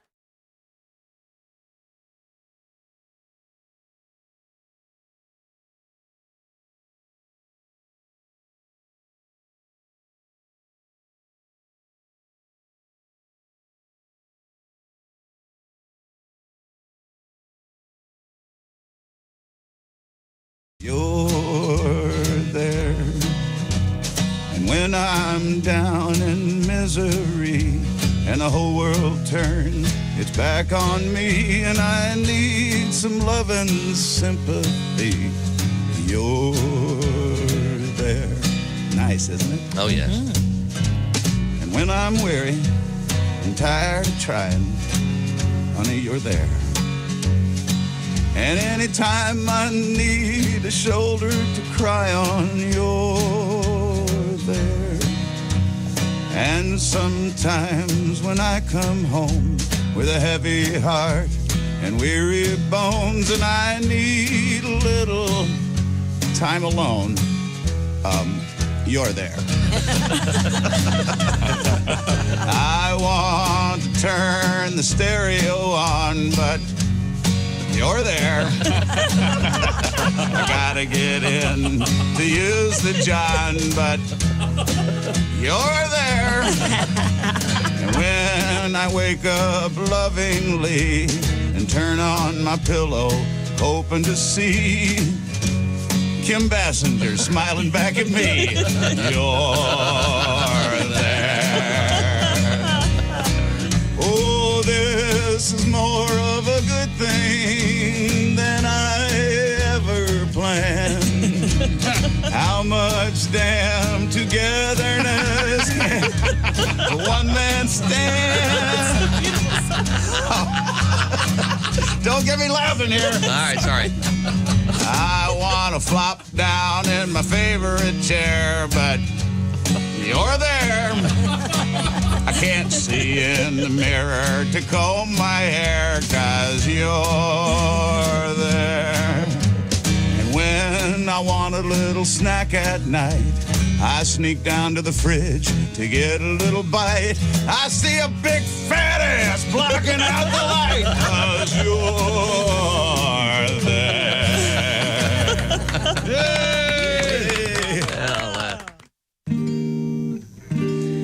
Hey, this is Henry Phillips, and you're listening to Bob and Tom 24/7. Well, what else would you be doing with your time? Now, we've got a couple of heads in here that have a lot of skin on them. One would be mine. The other would belong to Clint Howard, actor. Now, are you in every one of your brother Ron Howard's movies? Oh, no, there's been a lot. Actually, the one that stopped the streak was, Ransom. And then I wasn't in Beautiful Mind, and I wasn't in any of the Da Vinci Code movies. Did that hurt your feelings? Can I say it pisses me off? Yeah, of course you can. Sure. Your honesty is wonderful and refreshing. Yes. Hey, man, it's Donnie Baker. Hey, Donnie. Hey, I heard you guys talking about that man with 13 inches of pork. Yeah, 13 and a half. Crazy. You guys know Jamie Vickers? You know, drummer for Velvet Donger? No. He was in 719 at Q95. It's the Bob and Tom Show. Some serious cash potentially on the way, so pay close attention right now. Pay attention to the weather with Christy Lee. Q95 Fox 59 weather brought to you by CarX. Sunshine early, chance for a thunderstorm later. Look for a high of 85. Sun and clouds tomorrow, 79. Right now, 65 degrees. Thunderstorms go rattle, rattle, thunderclap. Boom, boom, boom. Yeah. Get some shelter, or if you're outdoors, go lay in a ditch. Protect yourself. Welcome back to the Bob and Tom Show. Isn't that what they do? Real radio people? Isn't that what they do? I'll explain how the show works later. How about ya? Welcome back to the Bob and Tom Show. There's our engineer, Ace Cosby. I want to be a part. I want to be in the club. Will you let Chick have fun? Yeah. Oh, will you? That's a question. I'm going to have fun, no, Make regardless. more local references, or do I? I think. Let's go. Let's move forward here. There's Chick. That's Josh. There's Willie. There's Christy. I'm Tom, and Hi. there's Jess, and there's Pat Godwin. We got a full crew here. Happy to be here on this, the 17th of August. Oh, what is this? 2020 still? It is. Really something, isn't it? Isn't it something? Yeah. Still plenty to look forward to this year. Yeah, What? Maybe Frank Sinatra can do It Wasn't a Very Good Year. Yeah. We got the election riots coming up. Come on. It is going to be exciting. What city is it going to be? We'll have to. Or cities. Okay. Oh, God. Not a good year to be the Chamber of Commerce in a lot of places. Holy hell. Yeah, Hey, I got a gift sent to me. You did? What'd you get? What'd you get? I don't know. Well, can we open it in just a second? Well, I've got some scissors over here. Okay, yeah, I'll be patient. Okay. Oh, wait, can you grab that, please? Hi. phone call. Hello, Bob and Tom Show. Hey, Bob and Tom, it's Donnie Baker. Hey, Donnie. Donnie, you don't sound good. Man, I don't know if this corona thing don't get me, then I'm pretty sure homeschooling will. I can only imagine. Yeah, Christy, I'm on week 2 of this, and being a teacher stinks. I'm exhausted by noon, and I'm only teaching one kid. and I love her kid, but Woofy ain't always that bright. Like last Friday, I'm teaching him social studies, and I'm writing on the chalkboard about them 2 explorers, Lewis and Clark, how they was expediting all over Alaska and Puerto Rico. And then all of a sudden, I get tagged in the back of the head with a spit wad. And I turn around real quick, and Whoopie looks down and starts writing real quick, like it wasn't him. I said, Lee Baker, you're the only kid in the room. There's got to be at least 2 of you to have deniable plausibility, so put that on your homework list and vocabulary now. Christy? Yes? Do you have any dumbasses on your side of the family? Because this can't be coming from the sperm egg side. He does an hour Zoom call once a day with this real teacher to check in, which means now I got to clean up every day so it don't look like he's, zooming from hoarders. And how in the hell am I supposed to do my real job when I got him ask me about the Magna Carta and the Battles of the Bulge every 20 minutes? He starts asking me about the Battle of the Bulge the other day, and I was like, I think that's that thing Vince Neil's from Motley Crue's been suffering from the past decade. Yet he still refuses to wear a shirt on stage. I remember back in my U.S. history class, I had this teacher named Miss Treef. She was fresh out of college and so hot, Josh, you need a fire extinguisher. Swear to God. Yeah. Nice. And she'd sit on the edge of her desk and cross her legs back and forth, like as tenderonis do, wearing them pearly white kid loafers, just dangle one off the end of her toes. I swear to God. Even whenever she'd ask me to go up and write something on the chalkboard, I'd have to deal with the biggest Battle of the Bulge ever, too. Yeah. I mean, it'd take 4 Sherpas to conquer what I was building. And so I'd have to start thinking about, like, Pete Rose or antiques or dissecting the fetal pig again. Just anything to conquer that thing, In my Bugle Boy jeans. It was so obvious. I remember one day she sent me to principal's office because she thought I'd smuggled in a can of Pringles. I swear to God. Well, I'd better go. Chick's got presents to open, and school's about to start. I ain't even got my lesson plan for today. Oh, there you go. Thank you, Don. I gotta go. Donnie's hitting the road, by the way. Coming up Friday, August 28th, the Capitol Theater in Lebanon, Tennessee. Capitol. And then September 3rd, Lafayette at the Carnahan Hall. The 4th, Hobart Art Academy, and Saturday, the 5th of September, the Freemason Hall in Fort Wayne, Indiana, with Donnie Baker live and in person. All right. Now, Josh. Yes, yeah. You have a gift? Yeah, there's somebody nice sent something here. Do you want some scissors? Please, yeah, just throw them to me if you would. Just hurl them over there. End over end. Here you go. Okay. He did throw him. You wonder what that is. Cut it. He was out to hurt me. Yeah. I think. Yeah. I didn't throw Let them the end scissors over end. land where they may. Okay, so Josh is very tearing. exciting. I already see. It's the flabango. The flabango has made it. Now this is a beer bong made of a plastic flamingo. It's got the Bob and Tom Show logo on it. And And it's look at that, customized with my nice. Instagram handle there. Look At that, Josh Arnold. Yeah. So Have you ever used one of these before, Josh? I've never used the flabango. No, and I have, so I can give you a lesson. Okay, yeah. So what's the secret to this thing? I think the secret is a couple of shots before you try it, actually. Yeah. So now, does it have directions, Josh?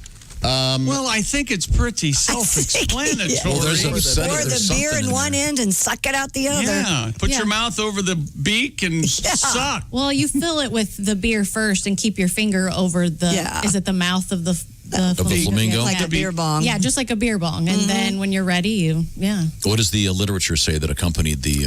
Oh, it's just a very nice note about how they're fans of the show, and they originally mentioned on the air here on this show in 07. Whoa. That's no kidding. Huh. Yeah, that's when I got mine when they sent it the first time. And you can find them following Jimmy Buffett around Well, the last 6 summers they were able to. Not this one, unfortunately. Oh, yeah, this is a natural for Buffett. Yeah. Thank you, Nick, at Flabongo. So we'll have to try this out at some point. Yeah, flabongo.com.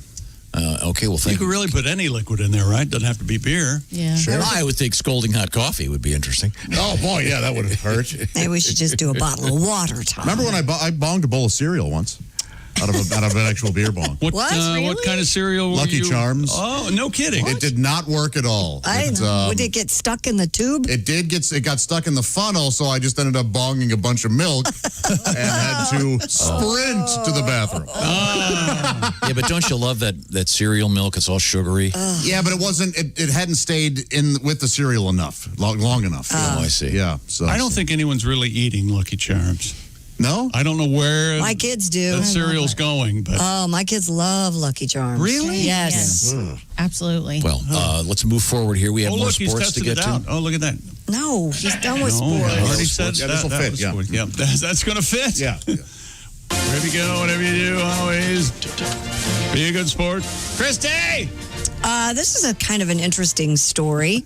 You can now get flip-flops that look like fish. They're plastic sandals, and they appear to have you stuff your feet into a raw fish. The fish-like footwear is a signature product of a company called Cotties. Cotties classic fish flops are available in green and orange in both men's and women's sizes. They also sell mackerel fish flops, salmon fish flops, tuna fish flops. These and are really what are- funny looking. This is the one thing that I don't get. What are fish flip-flops? It looks like Just a regular fish? I mean, any kind of fish? I believe it's sole. Is this the right? Looks like your foot is inside a fish. The company was started in 2018 by Jack Bennett, who signs his emails flounder and director. I don't know if they're flip-flops. They're more like Crocs. slippers. Yeah. Yeah. And describes Cotties as fun, unique, and real comfy, just when we need when we're stuck inside like sardines. They're funny, yeah. Make your own, repurpose your big mouth Billy Bass that you had lying around for years. They're disgusting looking. Oh, they're hilarious. I like them, yeah. These would also be great for a Buffett concert. Yes. You bring your flabongo and your Fish flops. Fish feet. if you have hammer toes, you get the hammerhead shark. Sure. Oh, they have bass. Oh my God. They're so funny looking. What's the name? Where do you get them? Cotties, Coddies. Cotties fish flops. Oh God, they're hilarious. Under $25. Oh. Yeah, it says be the fish out of water. Wow. Cotties is the place with the most out there footwear. There you go. I wonder if they make like a squishy noise. I bet they make your feet sweat. And your toes come out the fish. Imagine that the fish is lying on the ground. Your toes come out the mouth. Yeah.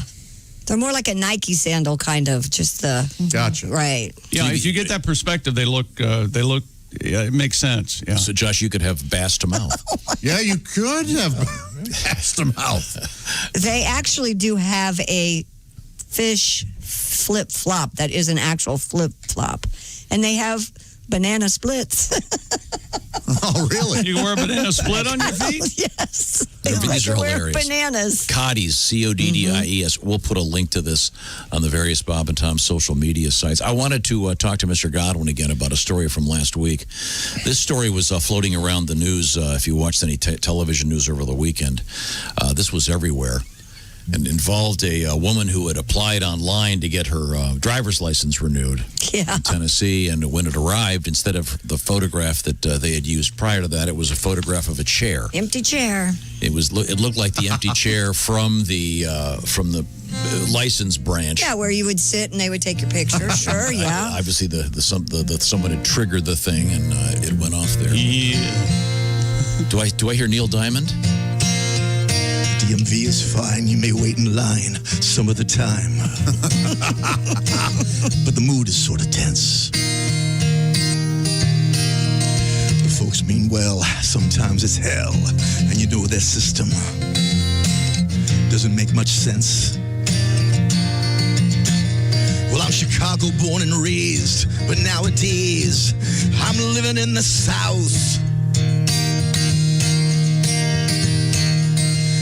Tennessee's fine, it's my new home. I have to get a license, a person has to drive. assured. Took the test right there. I get my license in the mail. It's a picture of a chair. What? I am a chair. Oh, it's just not fair. They took a photo of a person who wasn't there, leaving me without a photo ID. Oh, boy, yeah. That felt good. A tribute to the great Neil Diamond. Indeed. Not even the chair. Well, that's such a great song with one of the worst lyrics of all time. Second verse isn't much better. Now, Pat, I was wondering if you could help us out here. We had a news story in sports, actually, about a guy setting the new record for pumping iron underwater. Go ahead. This is one of your best impressions. Can you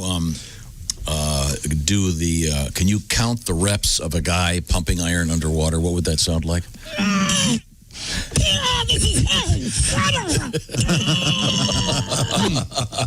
I almost passed out. Yeah. Face got really red. Oh, it already I'm not even is joking. red. I almost passed out. Are you okay? All right, we'll take it easy. Now, another sports story that was super interesting to me, at least, was the NBA hooked up with Yale University in an effort to create a more efficient and better test for coronavirus. And God knows we need that. And apparently it's been quite successful, as has the NBA so-called bubble so far.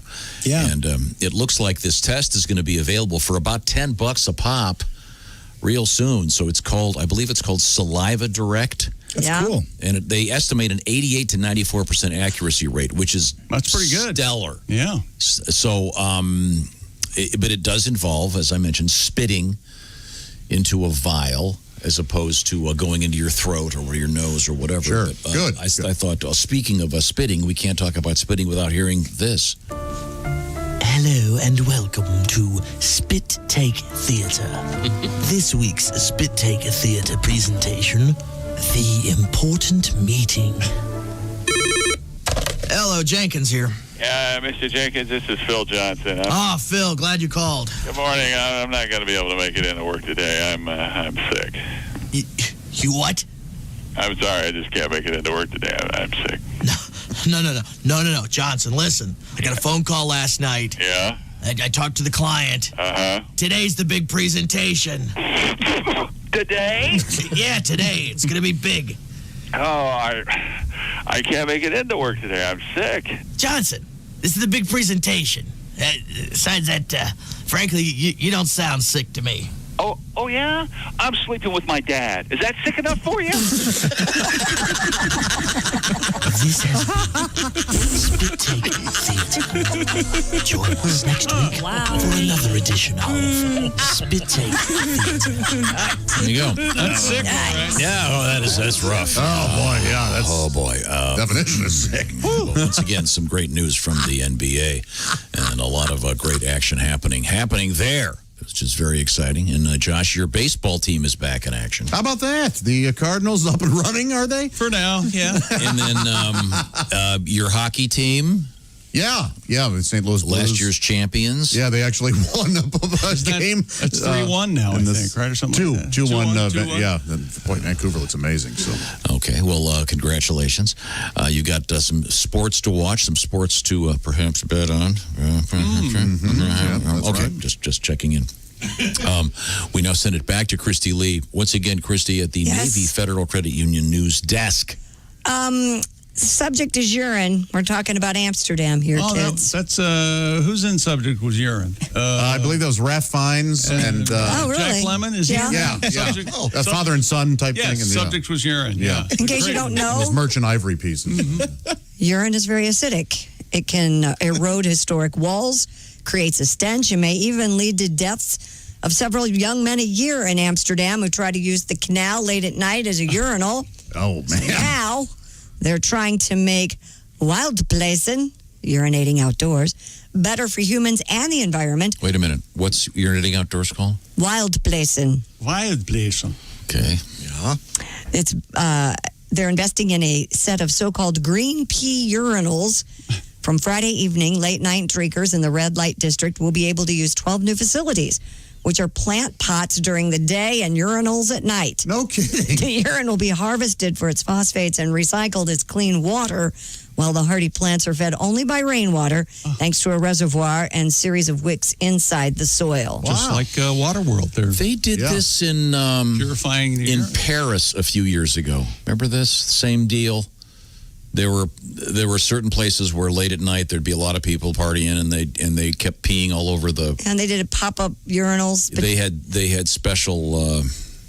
I do remember special that. urinals. So if you can't beat them, join them type thing? Yeah, but in this case, they don't look like urinals. Yeah. So, but then I guess everyone is told that you can go ahead and pee right in them. Yeah. So then, if they see a potted plant, they're just anywhere, gonna go ahead, anywhere, they're just going to go ahead. And, that's true, but and this is strictly for urine, by the way.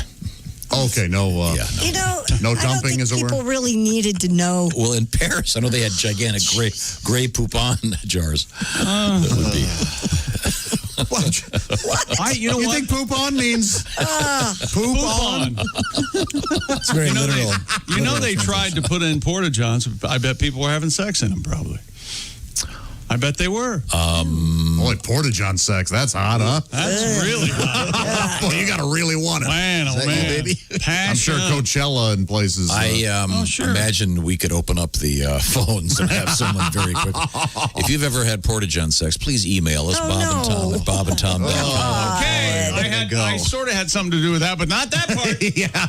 And the big trailer ones don't count because those are No, pretty they've clean. got to be the small. Yeah, it's got to be the baking in the one sun. holder. You got to really want it. Oh, I guarantee it. At an Ozfest. I'm sure there's been dumpster sex. Oh, yeah. Well, especially the mattress in the dumpster. That'd be all right. Really? Dumpster sex. Oh, yeah, one of the thrown away mattresses, sure. That reminds me of Gangster Folk, dumpster sex. Wasn't there an episode of Sex in the City where Carrie and the dumpster? No. No, I don't think so. No, it was yeah, she slumped it for a little bit there. And it wouldn't have been Carrie, it would have been the other It one. would have been, yeah. Samantha. What's her face from What Porky? is it? Samantha. Yeah, okay. Very Jessica good. had Thank it. you. Thank you very much. Oh, we have two Sex in the Cities. No. They've been outed. I've only seen the movie. I've never watched I'm an the unabashed show. Sex and the City fan. I watched it. Yeah, it's fun. I liked it. Jim Gaffigan was in Sex in the City as... Oh, the open door dumper. Open door Yes. dumper. Yes, absolutely. Right. exactly Yes. Yeah, and then here's How about you? the public urination thing. The problem was just it was, I guess, killing the trees, so they had to put these special things in. When we come back, we have beer in the news, we have huge pizza news, and something called a fire tornado, which is really scary. No special and it's hello real. to Josh when you said the huge pizza news? He's been behaving himself. Have you noticed? Said nothing. You think something happened? I looked at him. Yes, but I he didn't sure. say anything. Yeah. This is the Bob and Tom Show. This is the Bob and Tom Show. Text us at 888-262-8661. More Bob and Tom next.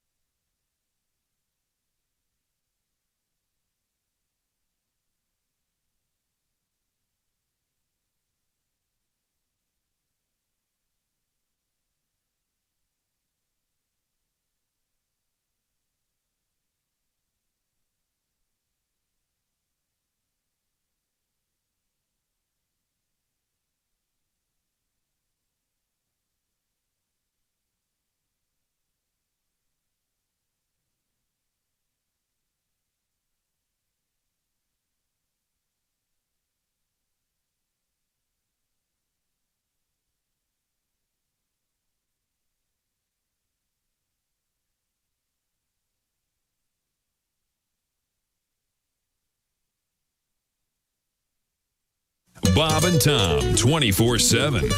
Hope you're having a great Monday morning. It is August 17th, 2020. I'm Mark Allison. Hey, have you subscribed to Bob and Tom's YouTube channel yet? Just head on over there, Bob and Tom's YouTube channel. Click that red subscribe button, and you will join over 100,000 other Bob and Tom fans from across the world who have subscribed to the Bob and Tom YouTube channel.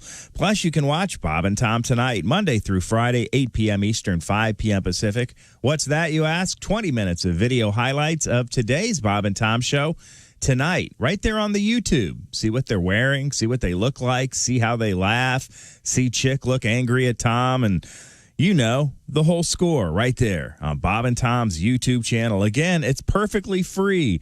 Costs you nothing to subscribe, and you'll be listening to Bob and Tom, watching it tonight. Bob and Tom's YouTube channel. I'm Chick McGee with your Bob and Tom Sports Update. Interleague action in Major League Baseball yesterday. Washington beat Baltimore 6-5. White Sox beat the St. Louis Cardinals 7-2. Colorado beat Texas 10-6. Dodgers beat the Angels 8-3. Oakland over San Francisco 15-3. American League winners Cleveland, Tampa Bay, Minnesota, Houston, and the Yankees. And the National League, Philly, Atlanta, Milwaukee, Arizona all win. Pittsburgh and Cincinnati postponed. NHL playoffs, both in overtime. The Isles beat Washington. Dallas beat Calgary. Chicago and Philly win in regulation. And another overtime game, St. Louis beat Vancouver by a score of 3-2. And WNBA winners yesterday, Dallas, Seattle, and Chicago. And Chase Elliott won the Cup Series road course at Daytona International Speedway yesterday, holding off a hard-charging Denny Hamlin. And Marco Andretti will be on the pole for this Sunday's Indianapolis 500. I'm Chick McGee, and that's your Bob and Tom Sports Update. Ladies and gentlemen, Bob and Tom. It's a tribute to the story in Lake Superior. These guys rescued a swimming moose. Oh, yeah, that's more quite than 1,000 feet offshore. Just the antlers poking out like a shark's dorsal fin. The fellas, hold my beer. I'm jumping in. Moose rescue. Moose, moose, moose, moose. Moose rescue. Moose, moose, moose, moose. Well worth the Bob and Tom in the morning and highlights all day long. The Bob and Tom Show, weekday mornings at 6 a.m. Eastern on Bob and Tom 24/7. Hi, this is Rodney Carrington, and you are listening to Bob and Tom 24/7. The following is a paid advertisement for the Joe Jefferson Vocabulary Builder Upper. The Bob and Tom Show does not endorse this product, nor any claims made by Jeff Joseph or anyone affiliated with him. Here's something new from the creator of the Joe Johnson Memory System. Hello, I'm Jack Johnson. I get letters from thousands of happy customers who have used my memory system to improve their memory. I get faxes, emails, phone calls, and I even get thousands of letters from happy customers, all of whom have used my memory system to improve their memory's remembering ability. But are you aware that people often judge you based upon the size of your vocabulary? It's true. If you have a teensy-weensy vocabulary, people might assume that you are some kind of diseducated Mormon. That's why I have come up with this new thing that I call the Jeff Johnson Vocabulary Builder Upper. Yes, the Jerry Jenkins Vocabulary Builder Upper can make you seem intelligent. Does it work? Just listen to these ceremonials. That's right, Joe. My vocabulary used to be small. I only used a fraction of the words and phrases available in the English language. Then I recovered the Jim Johansson Vocabulary Builder Upper, and it increased my vocabulary significantly. In fact, I'm now up for a demotion at work. Thanks, Jake Jameson. I had yet to furnish college when I relapsed that my vocabulary was very, very not large. I was strangling with my classes when I heard about the John Jennings Vocabulary Builder Upper. In just a few weeks, I had learned 800 new words and their defecations. Thanks, Jimmy Jackson. Ever since I took the Jan Jenner Vocabulary Builder Upper course, I've been able to have really deep conversations with my friends and my coworkers I work with at work. It's also helped me with my clientels during meetings. I sound way more classier than I used to. They often ask me if I intended one of them extensive Ivy League universals. Believe it or not, I didn't. Jake Jorgensen, you're a genius. The Jacob Johansson Vocabulary Builder Upper is way more successfuler than any other program. In fact, I'll guarantee it works, or my name's not Jack Gilson.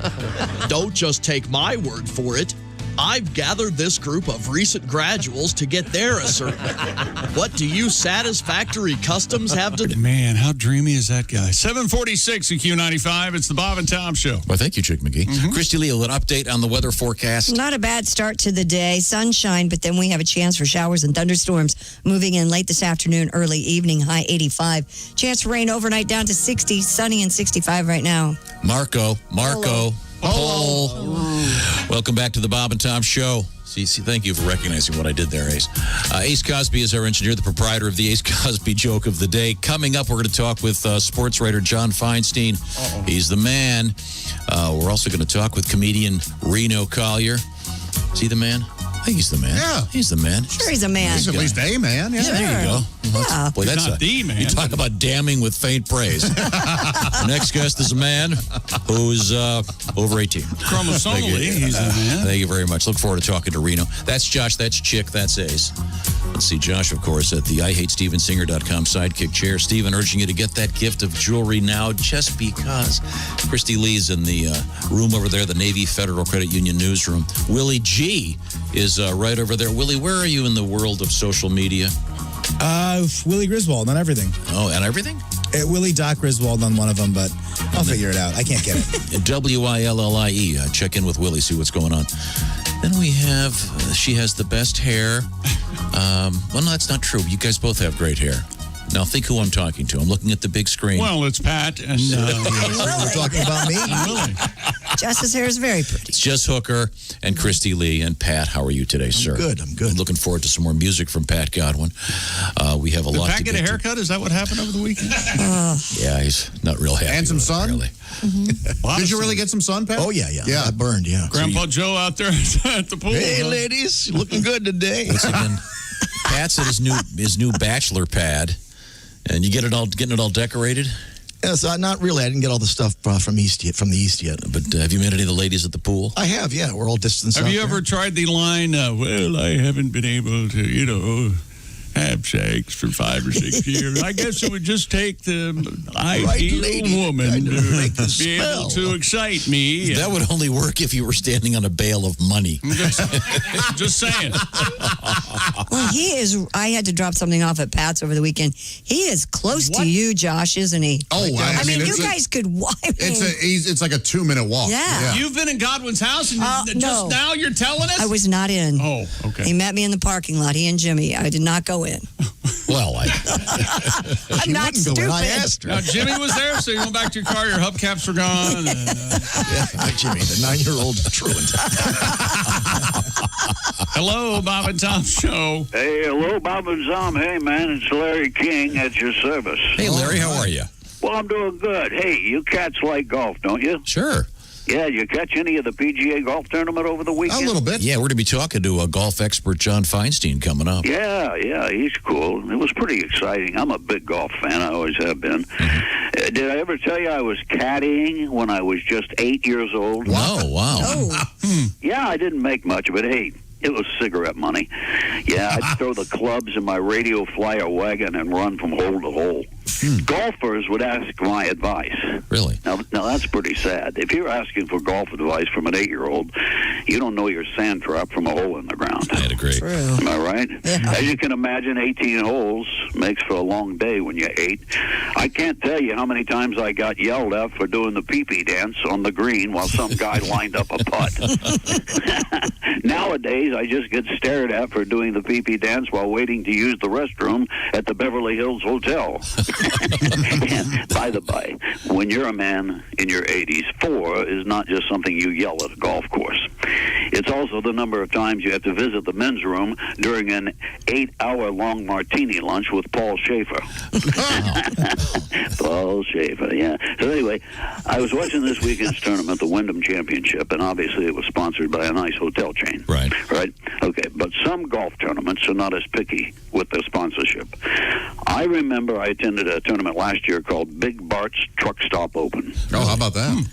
Yeah, it was difficult for the golfers to focus. Every time they went to hit a tee shot, an air horn would go off. That's Big Bart. You know that. They didn't play for money. First prize was a year of free showers at Big Bart's truck stop. Second place was a date with 74-year-old cashier Brenda Sutton. Now, what she lacks in looks, she makes up for with her smoker's cough. Oh, good. And an out-of-control neck goiter. I can't be controlled. She's a lookout. Oh, she's a fun date. You know, when it's a truck stop sponsored tournament, it's not classified as a PGA event. It's considered an STD event. STD? Okay, I got to run. Okay, thanks, Larry King, ready? Okay, bye. Thank you very much, Larry. Once again, Christy Lee at the Navy Federal Credit Union News Desk. What's happening? Well, pepperoni is in the news today. Good. America's favorite pizza topping is in short supply thanks to surging demand during the pandemic. Small pizza shops across the country reported pepperoni prices increasing as much as 50% while the supply is diminishing. Despite the cost hikes, most restaurants are not increasing their prices yet. Matthew Hyland, chef and co-owner of Emily's in New York, said, quote, "It's an American right to have pepperoni on pizza," if you like that. Okay. Price going way up, huh? At least, yeah. Top 3 ingredients on the top of a pizza. Cheese, of course, is understood. Yes. All right, so, Okay, yeah. and we go from there. Cheese, tomato sauce, crust, pizza. That's now, your basic. Right, here we go. Pepperoni's number 1. Is that right? Number 2, sausage. Number 3, mushroom. Yeah. What do you think of that? What do you think of that? The pepperoni to me dominates too much. I don't care for pepperoni either, Tom. What, too much flavor for you two weirdos? greasy. Is that it? No, I mean, I don't know what's in a pepperoni. Have you or have you not ever? I think pepperoni's mostly ground up pig anus and pepper. No, don't Stuff ruin that's off pepperoni. the- That's right. There's the pepper, and then you have the oni, which is Italian for pig anus. Sure, everyone knows that's true. Stick him in the oni, you'll hear him say. You get such weird. You get sausage and white onion and half a broccoli. I know, and then you want you want asparagus shipped No, in mine- from And then you France always or- eat my pizza. You Whatever. eat broccoli on your pizza? No, but what Willie and I just went for pizza. What's that white cheese that Kelly gets? Pepperoni and ricotta. That's the combo. That's unbelievably good. That is the killer combo. You always end up eating mine. You get sausage and a bunch of greens. All right, wait a minute. Christy? No, wait a minute. Kelly gets all that. I just have to go along and eat it. Christy. Oh, really? You're in love. See, for me, it's sausage, mushroom, and that white cheese. That's the best. Sausage, mushroom, ricotta. Yeah. Christy? I like sausage and mushroom. That's it. I don't have a third. You don't have a third? Uh-uh. Anchovies or anything? No. I like that spinach Alfredo pizza, too. Okay, now we've talked to all Chicken, we've grilled talked to all chicken. the amateurs. Thank you very much for participating, Christy. Let's get serious now, Josh. Tell people how to eat a pizza. All of it. All right, there it is. Ladies and gentlemen. Jess, are you into fancy pizzas? I am. I started making my own pizza dough during quarantine, so we've had a lot Well, of pizza. of course you did. And we've yeah. started putting them on the grill. So grill? Yeah. Grill your pizza. You can either do that with a stone or just throw it on there. Oh. Yeah, there's an attachment for my grill you put in the middle and it keeps airflow. Oh, cool. Yeah. Nice, Which is the key, isn't it? Yeah. We did pizza on the grill, just like a cheap an oven pizza, and we got the top just right, perfect melty cheese, and we took it off, and the bottom was just crisp, burnt, terrible. Yeah, I couldn't figure mine out either. The cardboard caught on fire and the plastic all melted. You know, they do put that in the instructions on the back. Take pizza out of the box. They put that on the back. Josh, you and I have the pizza pizzazz. Yeah, and I'm a big fan. What is that? What is that? It's a small separate, little oven thing that spins. Oh, it looks like a record player? Yeah. Yep. I have I one think of those. it cooks them perfectly. I have one of those, and I totally forgot I had I it. have one, and I'm not a fan. Oh, that's right. Christy didn't care No, for it didn't Well, really give work for yours me. to somebody else. Now, can you also play vinyl records on it? Something else I can give you, Pat. Hey, Mel. Coming up, we'll find out more about the pepperoni shortage. I think it's the Domino. The theory is that? Wait a minute. That was Vietnam. Yeah, different thing. Yeah, different Domino theory. Okay. When we come back, this is the Bob and Tom Show. More Bob and Tom next. Got a comment? Our email is bobandtom@bobandtom.com.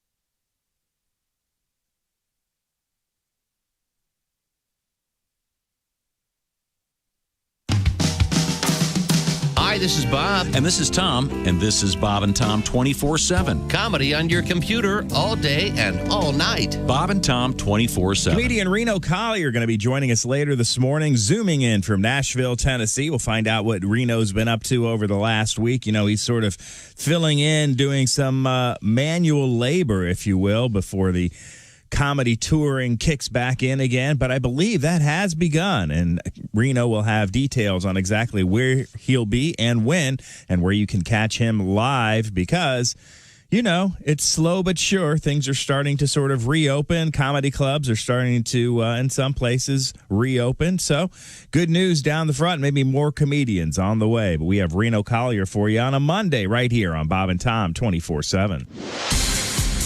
Hi, everybody. Christy Lee from the Navy Federal Credit Union News Desk. Speaker Nancy Pelosi is calling the House back into session this week to vote on a bill prohibiting the U.S. Postal Service from implementing any changes to operations or level of service. The action comes amid growing concerns the Trump White House is trying to undermine the agency during the coronavirus pandemic while states expand mail-in voting options. Cruise ship passengers had temperatures checked and took COVID-19 tests on Sunday so they could set sail on what is being billed as the first Mediterranean cruise after Italy's pandemic lockdown. The cruise ship company MSC has made the procedures for crew as well as passengers part of its new health and safety protocols. The MSC Grandioso departed from the port of Genoa Sunday evening for a 7-night cruise.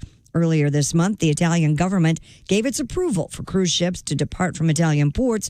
The cruise around the Western Mediterranean, though, limited to 70% capacity.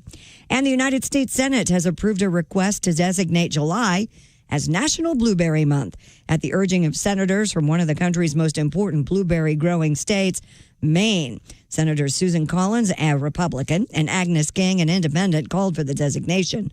Their state is America's top producer of wild blueberries. The senators said in a joint statement that the resolution recognizes the importance of the industry as it faces tremendous strain due to the ongoing trade retaliation and disruptions caused by COVID-19. And that's your news. I'm Christy Lee. More of the Bob and Tom Show coming up. Ladies and gentlemen, Bob and Tom. Do you work to get laughs out of your therapist? Well, my therapist is the therapist of comedians, and he's got about 25 or 30 comics in New York that he sees.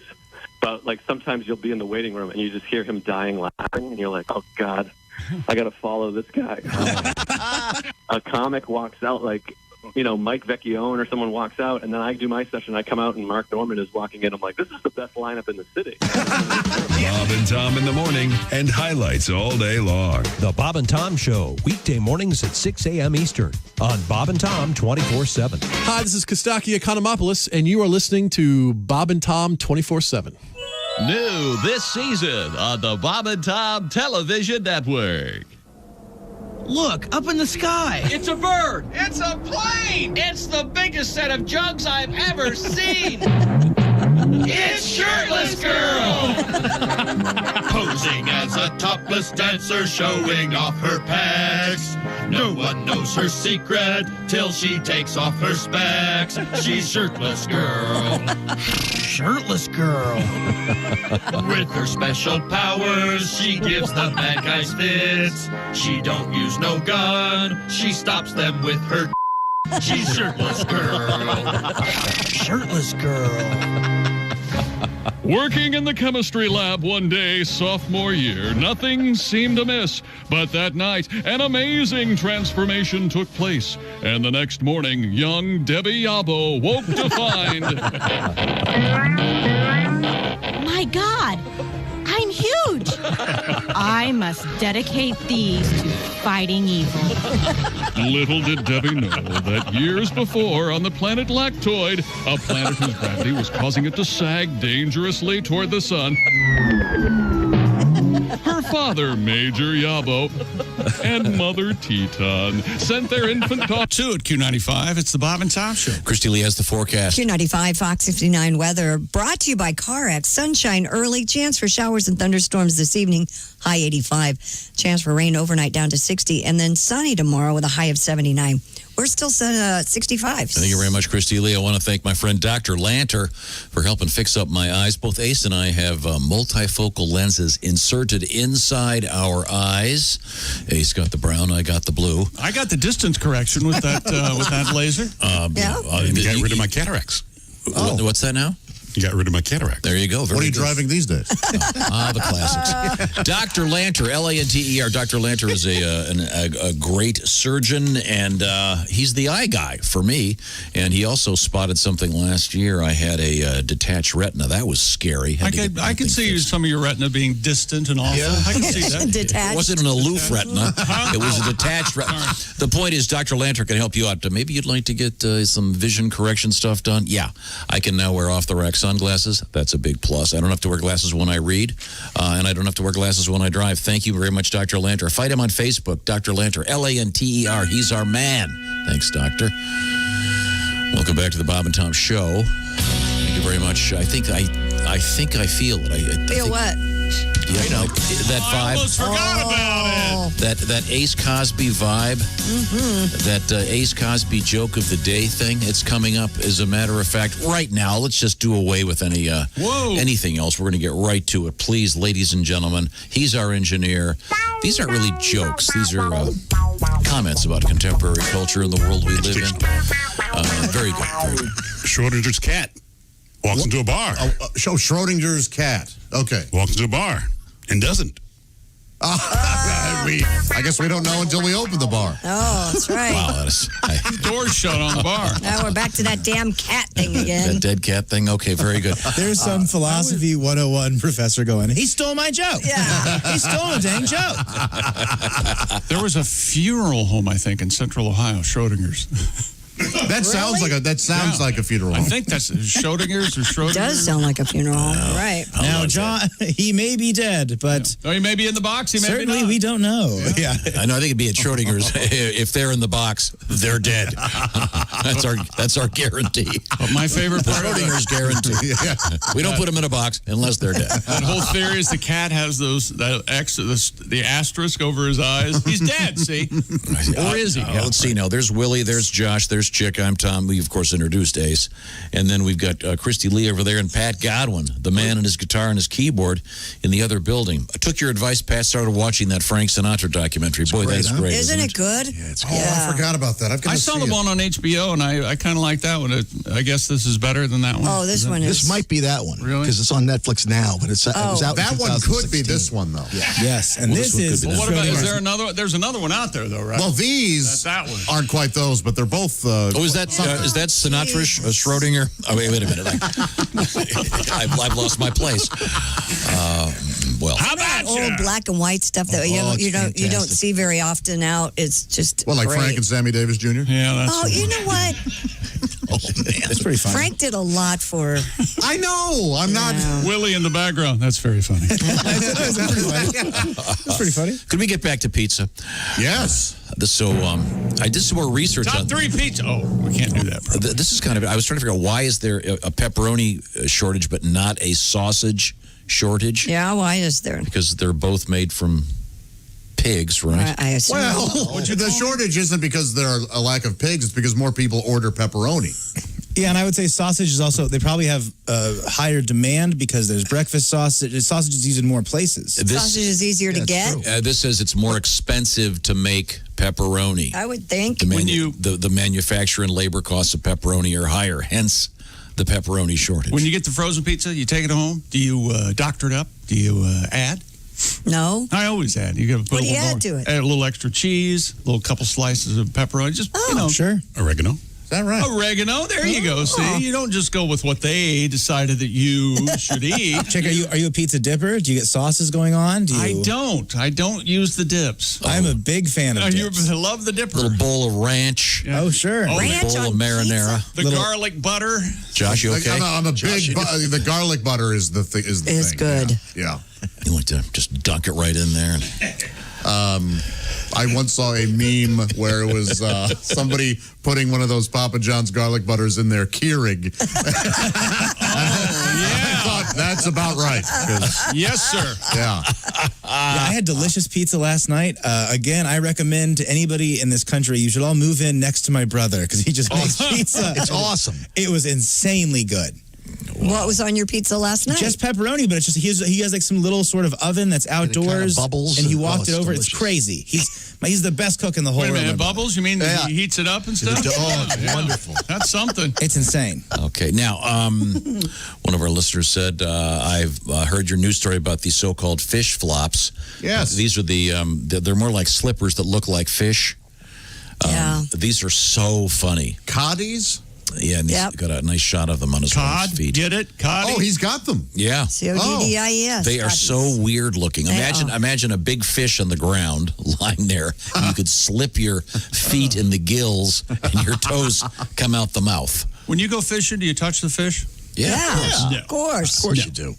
Not for me, Mr. How do you get the hook out? I just... You just cut the line and leave the fish with the hook cut in the his line mouth? and re-hook the line. You're on your own. You just lasso the pole over your head That's right. until the fish flies off. I cut the line.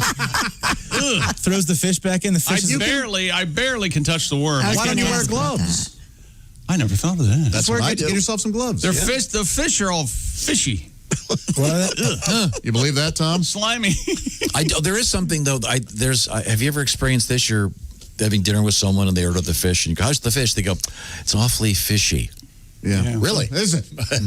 My hamburger's awfully hamburgery. yeah, boy. But I mean, I know what that means. There are different degrees of fish But I mean, when you taste. say fishy, that's not a good thing. Okay, yeah. Right, even though they ordered the fish. Yes, okay, I'm just saying. Okay, very good, very good. But yeah. Top 3 fish to eat. Number 1. Salmon. Mrs. Paul's fish sticks. No, of course.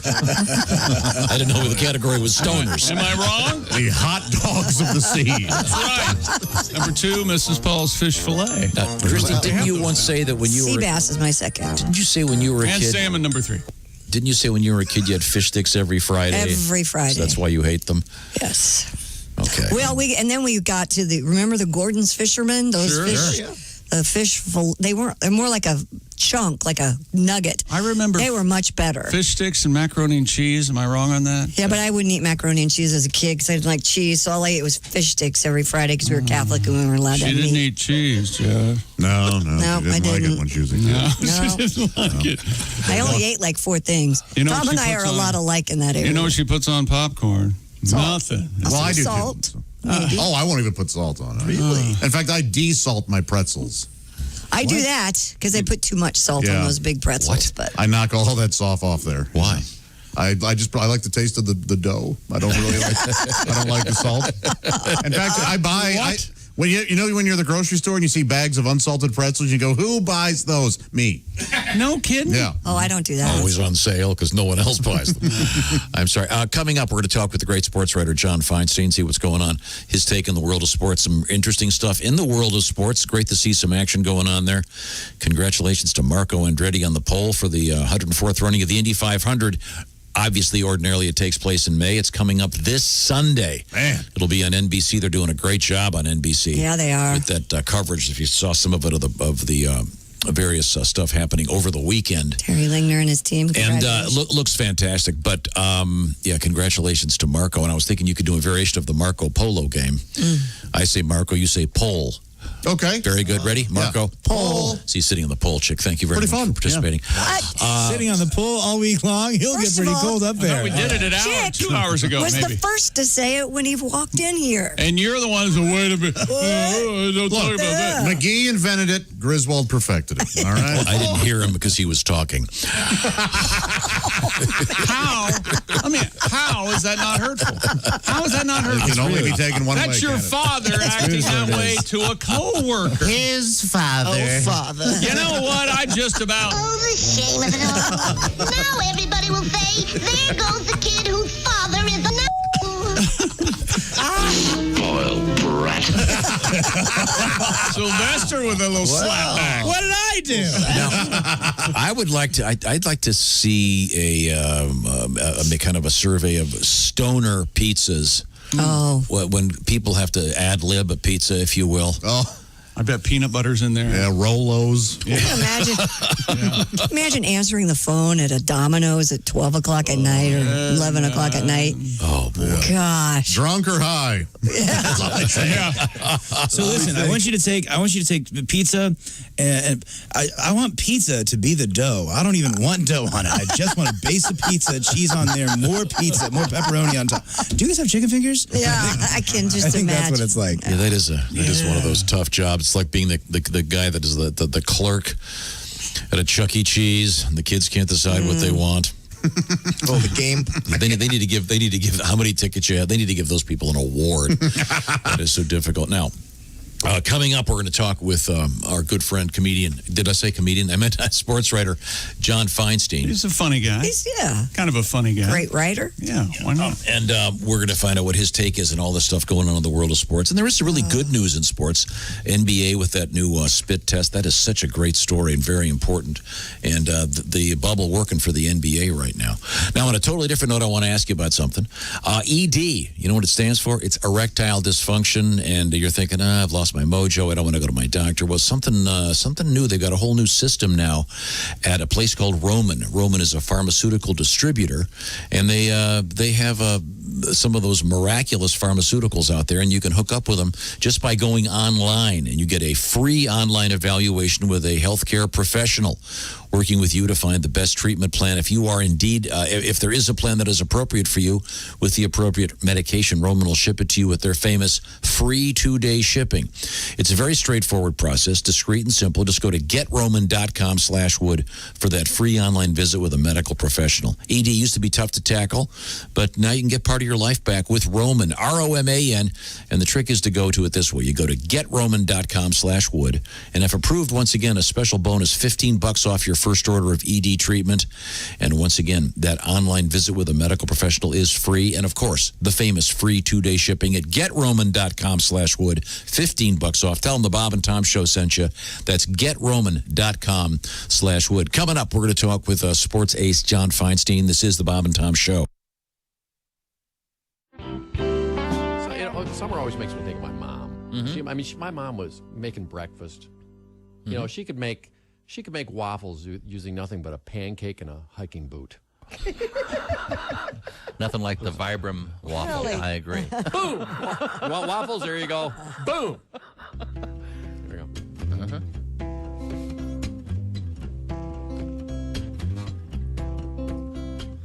How's it start? Oh, yeah.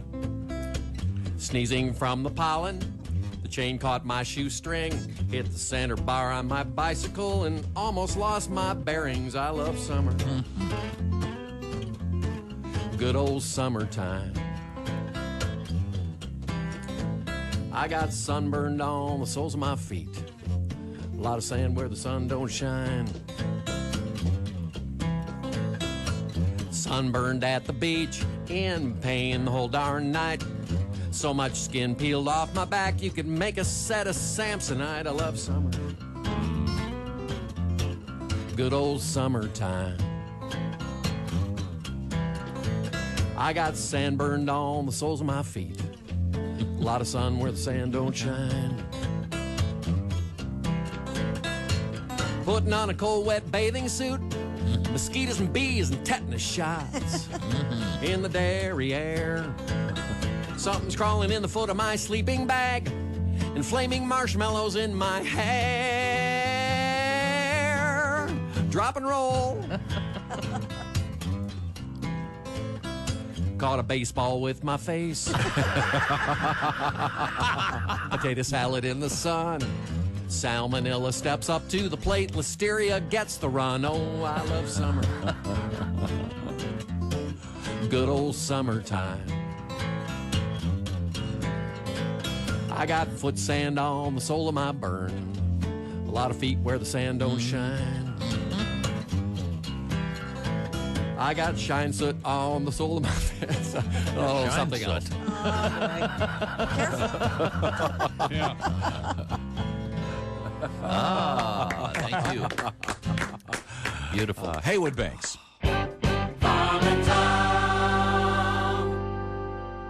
Unbiblical must have been said for them to be aiming heat at a minister's head. Clocking the clergy ain't the thing to do, but neither's the high hard one on a 0-2. Church league, softball, fist fight. A bloody laying on a hands neath the left field lights. Knocking out 4 teeth, getting a busted lip. Ain't exactly my idea of Christian fellowship. Church league, softball, fist fight. Rolling around the pitcher's mound, it just don't look right for nice people from the church and the Sunday school class to trade the cup of brotherhood for a can of whoop ass.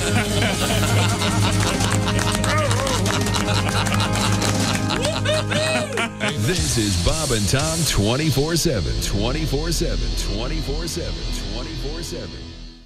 Comedian Daniel Tosh is here with us. What's your favorite holiday? Oh, daylight savings time. Mine too. That's why I can never live in Arizona. They don't have daylight savings time. Horrible. I agree. Oh, my friend says to me, "Don't you wish we always had daylight savings time?" And I'm like, "No, friend," with the exact same voice as mine, because then I wouldn't realize how great it truly is. I'd like to change it from 1 hour forward. You ready for this? 5 hours forward. Yeah. Because people with 9 to 5 jobs, they get all the daylight. It's not fair. People that work at night, we get robbed. I want half the year, 5 hours forward. That means the sun's rising at noon. What's that mean? It means I don't feel like such a piece of crap every morning when I'm waking up. I'm like, wow, the sun's just now coming up. I might mail a letter and get groceries. Okay? Jeff Rothman, so you're in airplanes all the time. You ever get the pilot who talks the whole time? Oh, yeah. You know, and he thinks he's like a radio guy. You know, he thinks, hey, everybody, is there your captain here in the cockpit? Like, where else is he going to be? In the bathroom? Of course he's in that cockpit. And they're always telling us how many feet we're going up. I never understood that.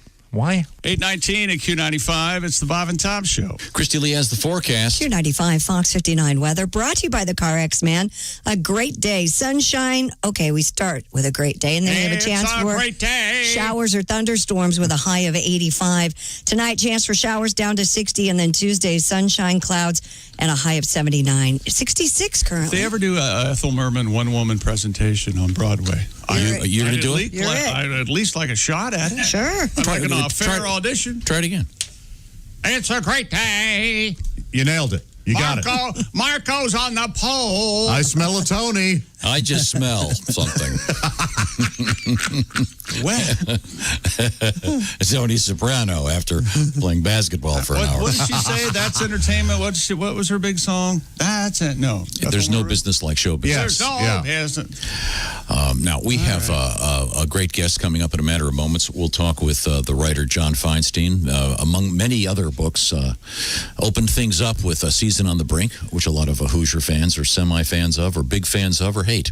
We'll find out about all those things in a matter of seconds. I'll remind you also to listen for some serious cash. You could be winning throughout the day today on Q95. Now, before we get back to the action, I will also remind you that we have a special golf outing. It's all safe and secure. Details on the website. Thank you very much. Welcome back. This is the Bob and Tom Show. Let's see now. In the big room, you've got your engineer, Ace Cosby. That would be Chick McGee over there. I'm Tom. That's Josh Arnold in the IHateStevensinger.com sidekick chair. Willie G through the glass there. Christy Lee over there and Patty G over there. Oh, there's John Feinstein. Didn't know we were... Hey, John, how are you? Good morning, Tom. Was that Ethel Merman you were referencing? See? Yep. The reviews are already coming in. Boffo. I'm Boffo. John Feinstein. You found some work, Chick. Distinguished. Can I tell you one quick story about Season on the Brink? Yes, sir. Before we go forward. Most Indianans liked the book, at least based on the letters I've gotten through the years, because it wasn't a shock to them that Bob Knight cursed. But my brother was playing in a golf tournament out there in Indianapolis years ago, and one of the guys he was playing with said to him, "I bought your brother's book. I used it for firewood." Ooh. And my brother said, "As long as you bought it, we really don't care what you do with it afterwards."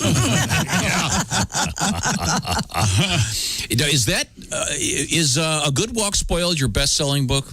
Yes, it outsold A Season on the Brink. So, and both of those books still sell. Not a lot, but they still sell years later. And interestingly enough, the other one of my books that actually sells pretty well 25 years later is A Civil War, the book I did on the Army-Navy football rivalry. Now, when you get the checks, does it sort of delineate each and every book so you know? It does. No kidding. Yeah, I'll get, because you get royalty checks twice a year, and it'll say it'll tell you the check is for a total amount, but it'll say blank Season on the Brink, blank Good Walk Spoiled, blank. Now, so John, which book does your wife get all the money for? Does she say, by the way, this? My ex-wife, you mean? Oh, nice, Tom. Wow, what a good... We were doing okay. I know. Are we okay? Nobody wants to talk about that. Why don't you shut your dirty mouth? People often say to me, "Wow, you must still be able to live off Season on the Brink and A Good Walk Spoiled." And I say, "No, I can't, but my ex-wife does." Oh boy, I hear you, brother. John, as a journalist, I'm sure you realize every once in a while someone asks a stupid question. How much of your earnings? I've asked more than a few in my day, Tom. Wow. Legalized theft is what I call my decree. And when you go to your publisher with an idea, do they always sort of say, maybe you should write Good Walk Spoiled 2? Are they always trying to get you to do something you don't want to do? No, they're not, to be fair. I have, like when I proposed A Civil War, my publishers at Little Brown, wait a minute, nobody cares about Army Navy anymore. They don't play for national championships. Actually, when I first proposed A Good Walk Spoiled, it was in 1993, and this was pre-Tiger Woods. And my publishers, I had just written a book on tennis called Hard Courts that had done very, very well. It was number 3 on the New York Times bestseller list. And my editor said, "Well, there aren't stars in golf like there are in tennis. There's no McEnroe, there's no Connors, there's no Everett, no Navratilova." And he was right, but I thought a story about life on the tour and its difficulties would sell. And of course, it ended up outselling Hard Courts by, 4 or 5 times. So you never know. The one thing that's really changed, though, that I don't like, that bothers me, is the sales staff is now part of the decision-making on the publisher side. They always say to you, "Do you have any comps, as in comparable books?" So the sales staff can look up how they sold. And I always say, hey, comps don't matter.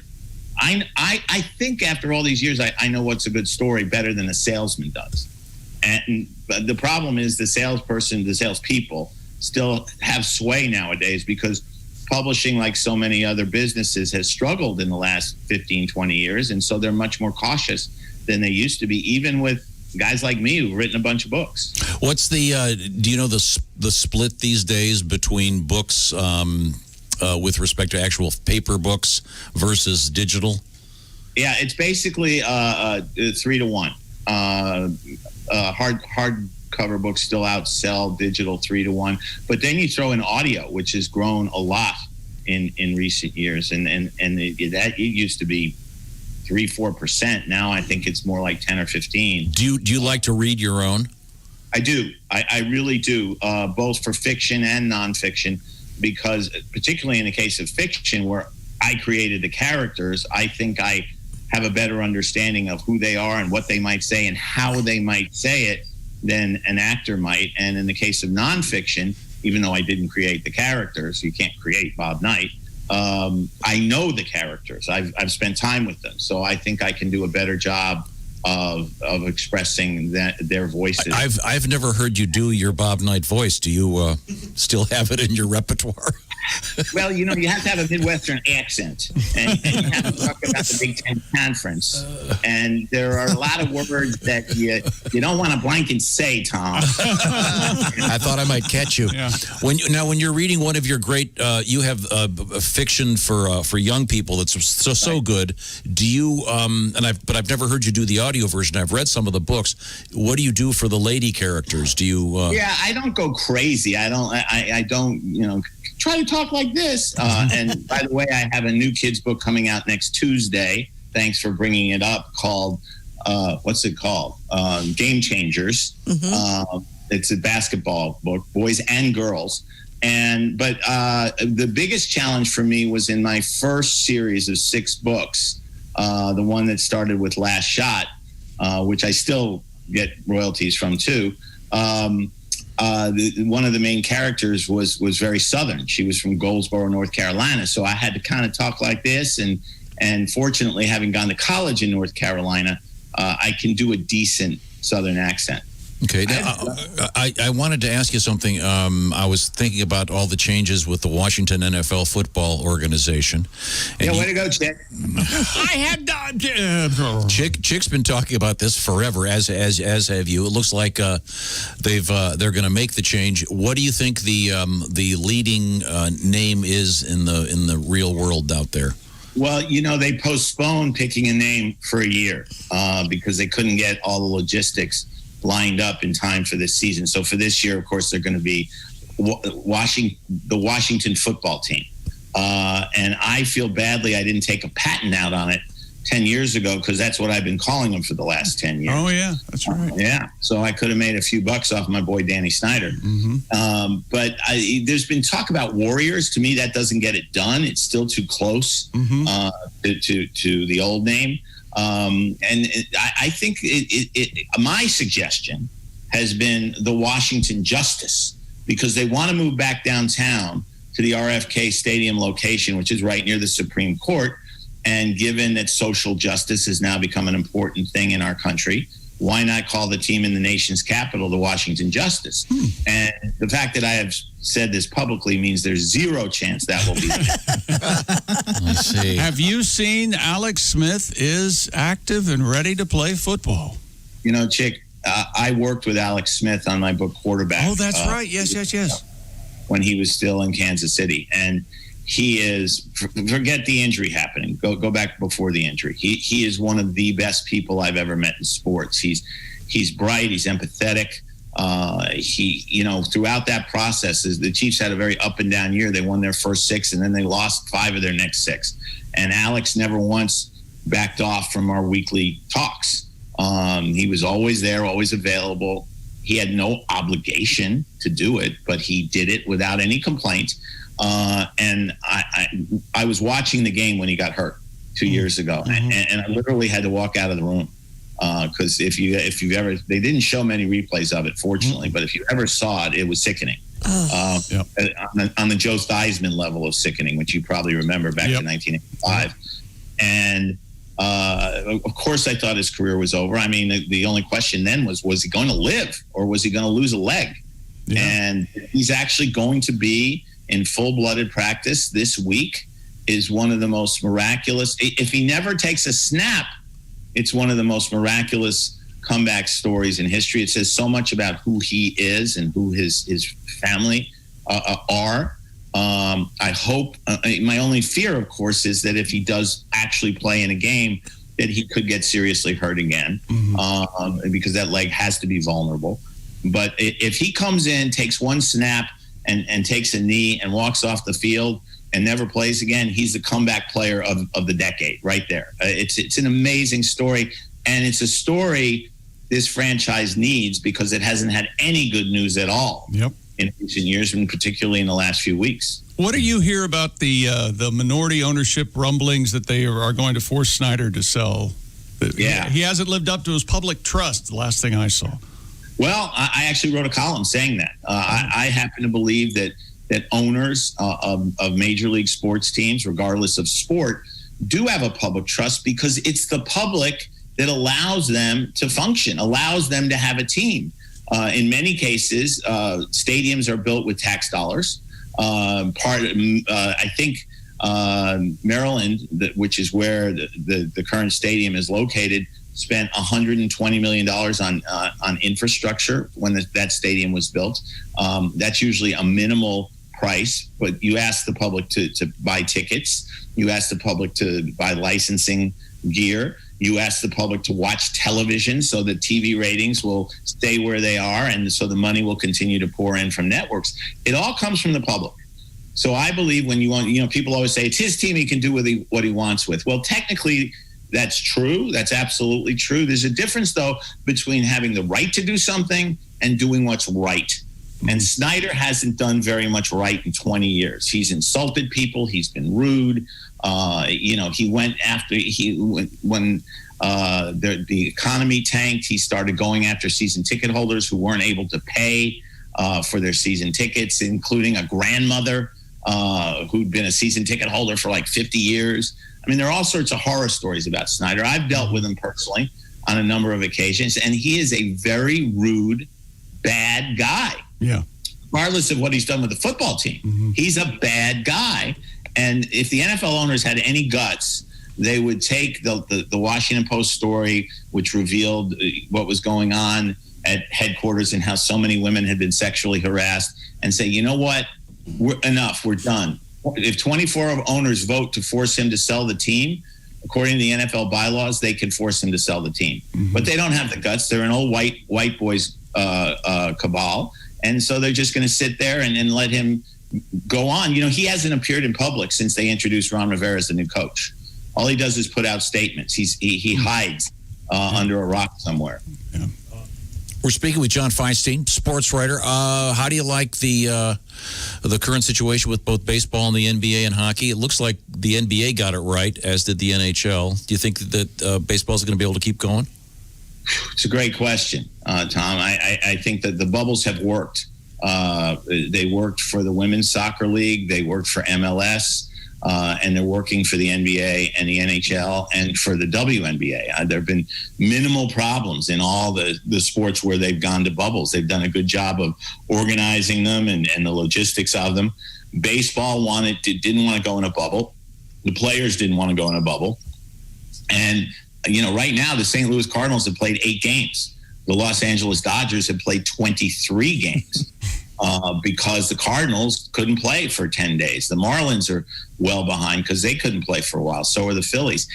They're teetering on the edge, Tom. If they have one more outbreak or 2 more outbreaks on teams where the teams can't play for a while, I'm not sure they can finish the season. Now, they're going to try every way they can to get to the finish line because the money this year is all in postseason TV money. They're going to let 16 teams into the playoffs, which is totally ridiculous. 16 teams? That's more than half the baseball teams. 16 out of 30. Sure. Yeah. And, so you're going to have teams in postseason who finish 500, maybe even under 500. Under 500, I think my 1973 New York Mets probably had the worst record in my lifetime making postseason. They were 82-79. And then you're going to play 2 out of 3 series, best of 3 series in the first round, so anybody can advance. But they just want to make sure they get to October because with 16 teams, they're going to make a lot more TV money, and they're losing money, of course, because there are no fans. So this is their way of trying to recover. Do you think that the NFL should have done a bubble? Would it have been possible? I don't know that. I think the problem, Tom, is you would have had to be in a bubble for like 6 months The other bubbles are not quite as long. Now, the NBA bubble will last, August, 3+ months. That's pretty long. The hockey bubble will be almost as long. But you put guys in a bubble in July, August to prepare for the season, and the postseason teams aren't done till February. That's a long time to live in a bubble. And I'm sure there would have been a lot of guys breaking out of the bubble if they had done it that way. To me, the biggest problem in football is football. Because how do you play football without constant contact with other people?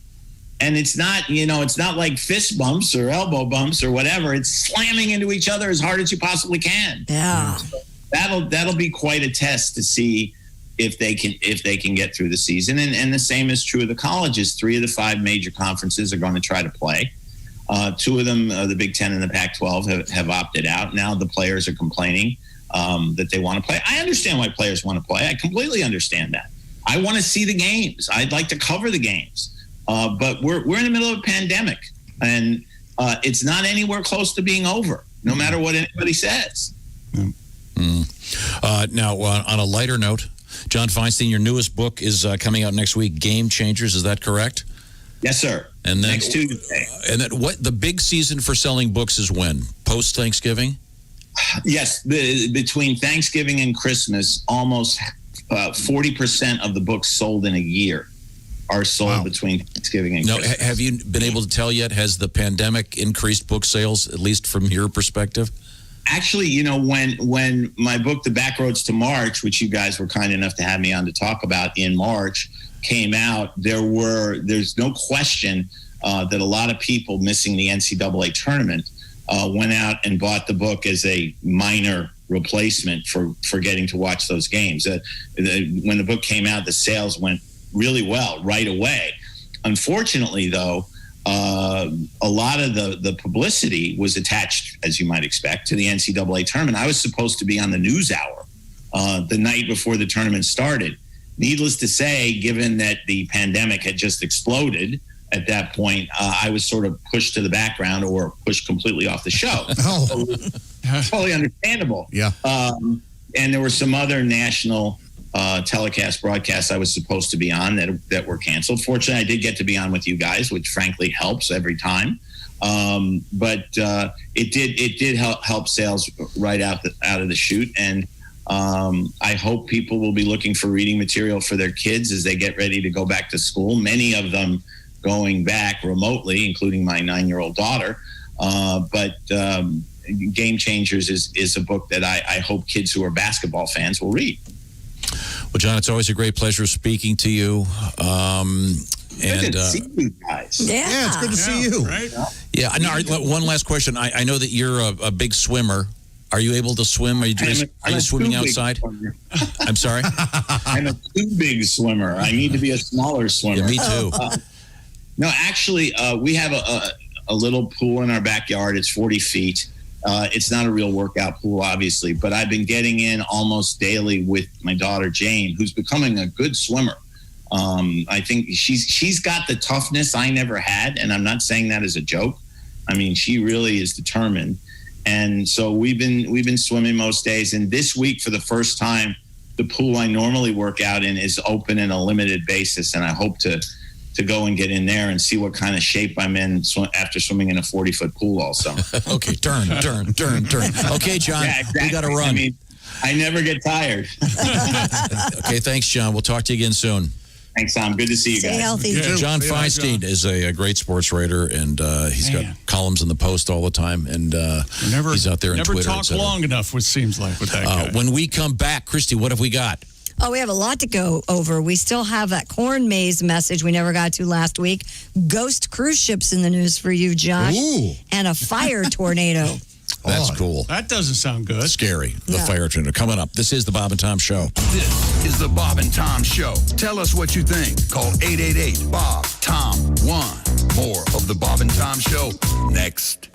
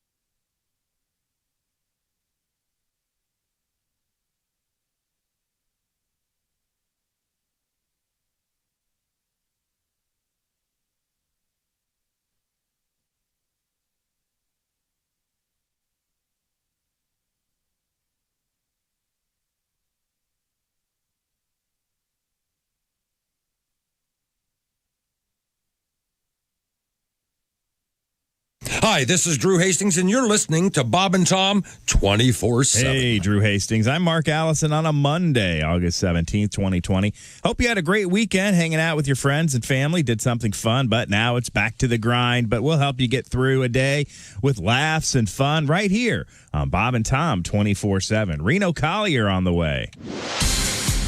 I'm Chick McGee with your Bob and Tom Sports Update. Interleague action in Major League Baseball yesterday. Washington beat Baltimore 6-5. White Sox beat the St. Louis Cardinals 7-2. Colorado beat Texas 10-6. Dodgers beat the Angels 8-3. Oakland over San Francisco 15-3. American League winners Cleveland, Tampa Bay, Minnesota, Houston, and the Yankees. And the National League, Philly, Atlanta, Milwaukee, Arizona all win. Pittsburgh and Cincinnati postponed. NHL playoffs, both in overtime. The Isles beat Washington. Dallas beat Calgary. Chicago and Philly win in regulation. And another overtime game, St. Louis beat Vancouver by a score of 3-2. And WNBA winners yesterday, Dallas, Seattle, and Chicago. And Chase Elliott won the Cup Series road course at Daytona International Speedway yesterday, holding off a hard-charging Denny Hamlin. And Marco Andretti will be on the pole for this Sunday's Indianapolis 500.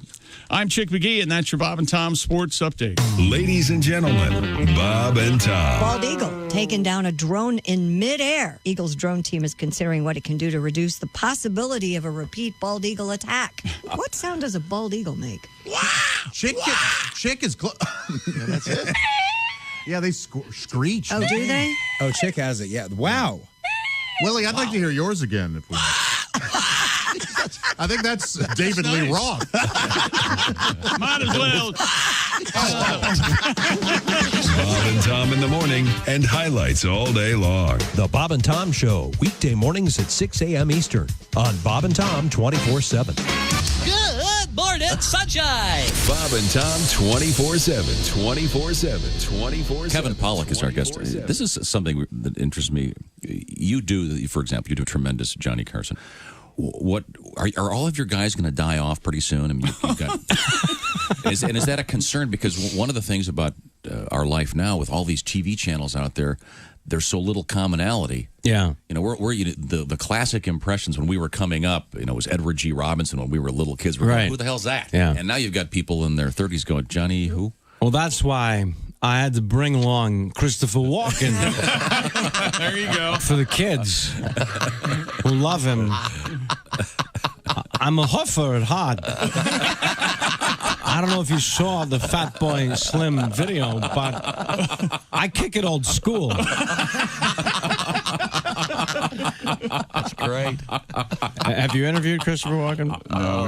Okay, well, here's your chance. And keep in mind, all of his thoughts are completely unconnected. So go ahead and ask Christopher Walken anything. All right, what's your new project, Christopher? Frankenstein never scared me.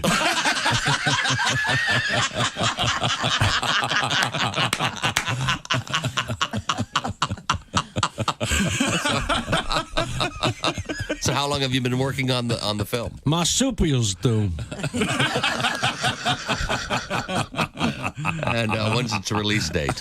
'Cause they're fast. They are fast. They are. Bob and Tom 24/7. Not on air, online, all the time. Bob and Tom, 24/7. Greg Hahn is our guest. I went out with this one girl. Can I say this? Sure. Get a load of this. I'm on a date. I was out with this girl, right? Here's what she says. It's true. She says, oh, I did something she didn't like. She goes, oh, you just lost some points. Whoa, there's points involved. It's a point system that the women have. It's a point system. Men, we don't know what's going on. All we know is it involves points, and all of a sudden, we're down. You know what I mean? I was doing my impression of her mother. She's like, oh, you just lost some points. I'm like, really? How many did I start out with? Don't ask any questions. You're just going to lose more points. Well, transfer my account to your younger sister. Hey, guys, it's Eli. Hey, oh, hi. Hey, Eli. You nailed it, baby. It's about as low as it gets. You know what, Eli? You're just feeling sorry for yourself. Look, I was thinking, there's no need to get down. I mean, just because you're grounded at work don't mean you can't gain yards. I've got a fresh, hot pot Papa John's Pizza, you could run by the house. God knows you wouldn't want to try to pass it. You'd probably get picked off by the mailman. Oh, yeah. With us in the studio, comedian Kostaki Economopoulos. Now, we talked a little bit about your love life. What's happening with it again? Oh, I've got a girlfriend. She's great. And we're knocking around and having a good time. And so you have no children. I have no children. Here's the first sign of me getting old, all right? Here's the first sign of me as an old guy. I give my girlfriend a really good back massage, like 40 minutes. Then it's my turn. I lay down. She just barely starts to rub my back. This is true. And she reaches down and says, "Are you sure you want me to rub your back?" And I said, 846 Q95. It's the Bob and Tom Show. Christy Lee has the forecast. Q95, Fox 59 weather. Brought to you by the CarX Man. Sunshine early, chance for rain later. Look for a high of 85. Sunny tomorrow, 79. 67, sunshine currently. Thank you very much. I hope you heard the mellifluous voice, whoever that was, a few seconds ago. Dreamboat, I call it. I did. Still swooning. That can be happening throughout the day here on Q95. So his hips don't lie. You're shot at some serious cash. So pay close attention. You got many chances today, so listen carefully. Many. Welcome back to the Bob and Tom Show. So, there's Ace, there's Chick, that's Josh over there. Josh at the IHateStevensinger.com desk. Hello there. We'll call it. Let's see. Christy Lee's in the next room, the Navy Federal Credit Union newsroom. This is Tom speaking. There's Willie G. Hello. And Patty G. Hello.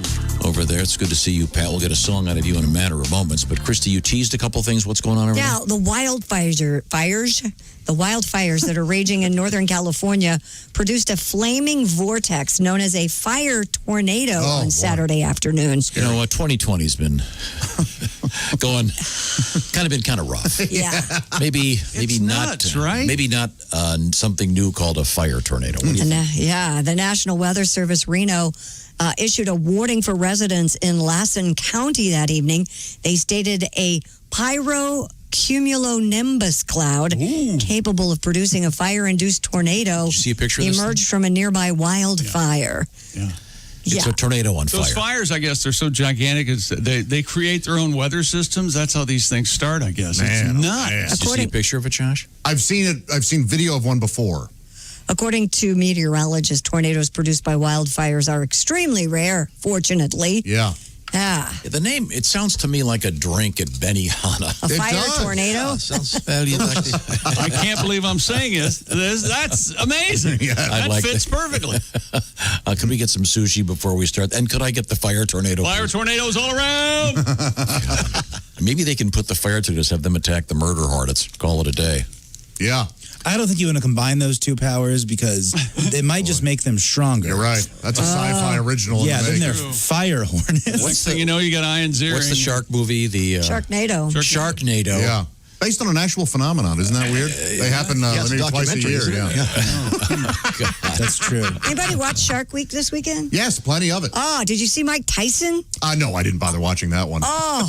What happened? No, Mike Tyson was swimming with sharks. It was awesome. He threw up before he went. He was very afraid. Yeah. And he really conquered his fear and got in the water with these sharks, and he was prodding them with a stick. It was pretty incredible. Poking them with a stick. Yeah. Is he still smoking as much marijuana as he was? I think so. I'm not trying because a couple months ago, he was smoking $40,000. So he claimed, worth of marijuana, and now he's just fighting sharks and making a comeback. Yeah, he's in training. He didn't fight any, but he got in the water with them. And He's poking them with a stick. What a bad idea. You prod them to keep them away from you. You poke them and they go away. What if they don't know? Oh, they know. A prod to keep you away and a prod to irritate you are pretty much the same prod, aren't they? Yeah. It worked. He didn't get attacked. But Willie asked a good question. I remember reading that article about Tyson, and he has his own brand, right? Yeah. Or, I thought he grew it right there on his compound. I thought so too. Yeah. Because he was talking about essentially smoking his own product. Yeah, here it is. It's Mike Tyson says he smokes. You're right, Willie. $40,000 worth of pot a month. He made the comments to Eben Britton, the so-called Harlem rapper Jim Jones, and the podcast he hosts called Hot Boxin'. So Hot Boxin' with Mike Tyson. Hot Boxin'. Wow.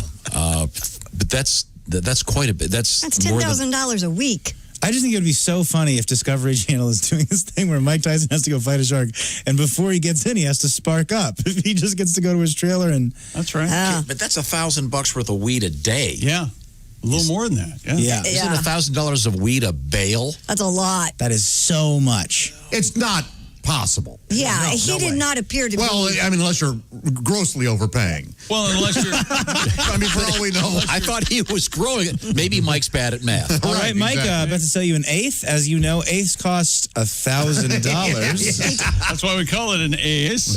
He didn't appear to be high. He'd have to sleep only 4 hours a night or something, Yeah. right, to get it all in. I would. Oh, think. I know what it is. I bet his dealer is Don King. Oh, there you go. Yes, it all starts to make sense now. Josh, did you see them chumming with a wood chipper?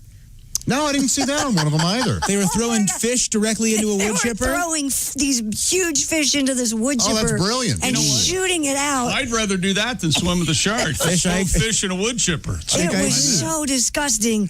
I was like, oh, God. Yeah. Wow, the Bassomatic. Yeah. You know, money can't buy you happiness. But boy, if I could get one of those fish wood chippers, me and man. Chick, half hour by the ocean, just throwing them in there. Over on Yeah. have a couple of cold ones and throw in the beer. Sorry, I'm addicted to Shark Week. I loved it. Yeah, I loved what I saw. But does Tyson have his own brand the same way that... Willie Nelson does? Yeah, I don't know.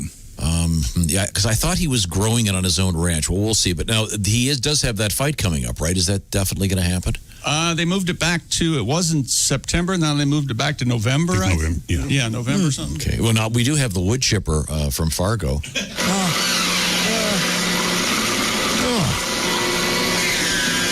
That's bone. Yeah. That's not a fish bone either. That is, yeah. Oh, here's something lovely. Or Steve Buscemi. Speaking of Willie and his own brand, how about a little bit of Toby Keith? I always heard that his herb was top shelf. I just could not wait to find out for myself. Don't knock it till you've tried it. Well, I've tried it, my friend. And I'll never smoke weed with Willie again. I learned a hard lesson in a small Texas town. He fired up a fat boy and he passed him around. The last words I spoke before they tucked me in. I'll never smoke weed with Willie again. I'll never smoke weed with Willie again. My party's all over before it began. You can pour me some old Whiskey River, my friend, but I'll never smoke weed with Willie again. I hopped on his old bus, the Honeysuckle Road. The party was Vegas, it was after the show. Alone in the front lounge, just me and him. With one parting puff, Grim Creeper sat in. I'll never smoke weed with Willie again. My party's all over before it began. You can pour me some old Whiskey River, my friend, but I'll never smoke weed with Willie again. Now we're passing the guitar, telling good jokes. I know one's a coming 'cause I'm smelling smoke. No, I do not partake. I just let it pass by. With a smile on my face and a great contact high. I'll never smoke weed with Willie again. My party's all over before it began. You can pour me some old Whiskey River, my friend, but I'll never smoke weed with Willie again. In the fetal position, with drool on my chin. I messed up and smoked weed with Willie again. That was in our studios. Toby Keith, Scotty Emmerich, certainly a classic. Thank you very much. Now, when we come back, we asked the question, and we got the answer. What question did we ask? I forget. Ever had porta potty Oh, no. sex? Love. Here we go. Now we got a topic. Oh. No. Wow. The first letter alone will change your life. I imagine not for Porta potty sex is up next. This is the Bob and Tom Show. This is the Bob and Tom Show. Chime in with an email. Send to Bob and Tom at bobandtom.com. More of the Bob and Tom Show next.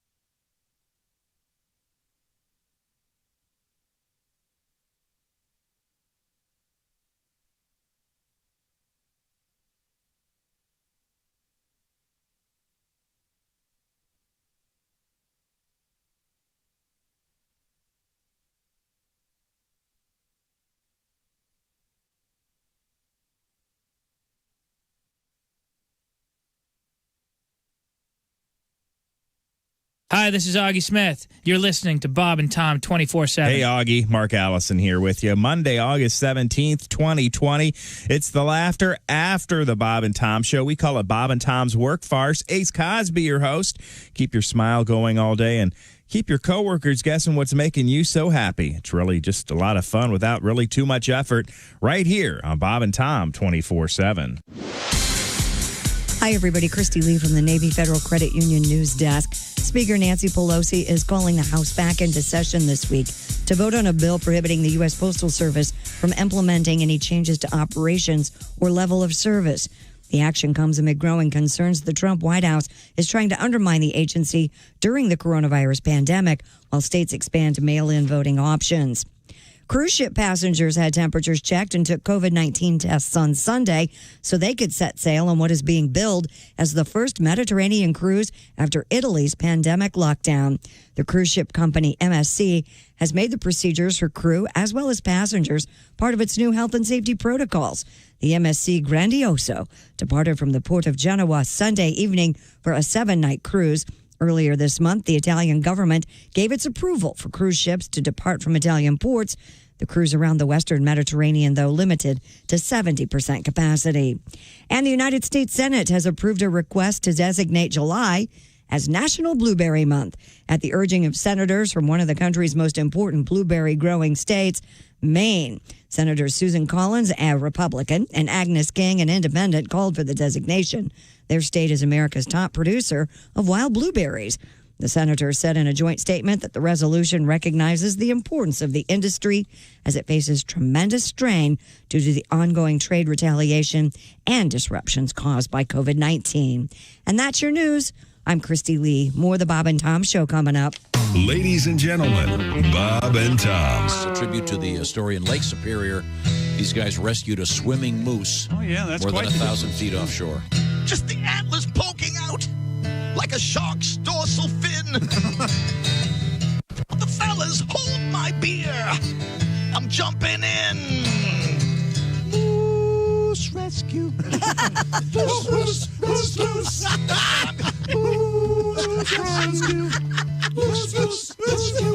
Well worth the wait. Bob and Tom in the morning and highlights all day long. The Bob and Tom Show, weekday mornings at 6 a.m. Eastern on Bob and Tom 24/7. Thanks for listening to Bob and Tom 24/7.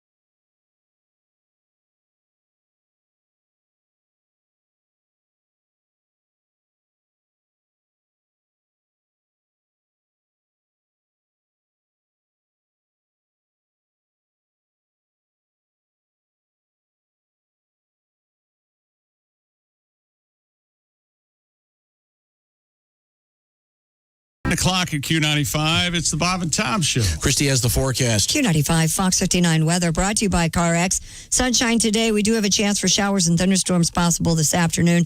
Look for a high of 85. Chance for showers overnight, low 60, but sunny and 79 tomorrow. We have sunshine and 70 degrees. Thank you very much. Wink, wink.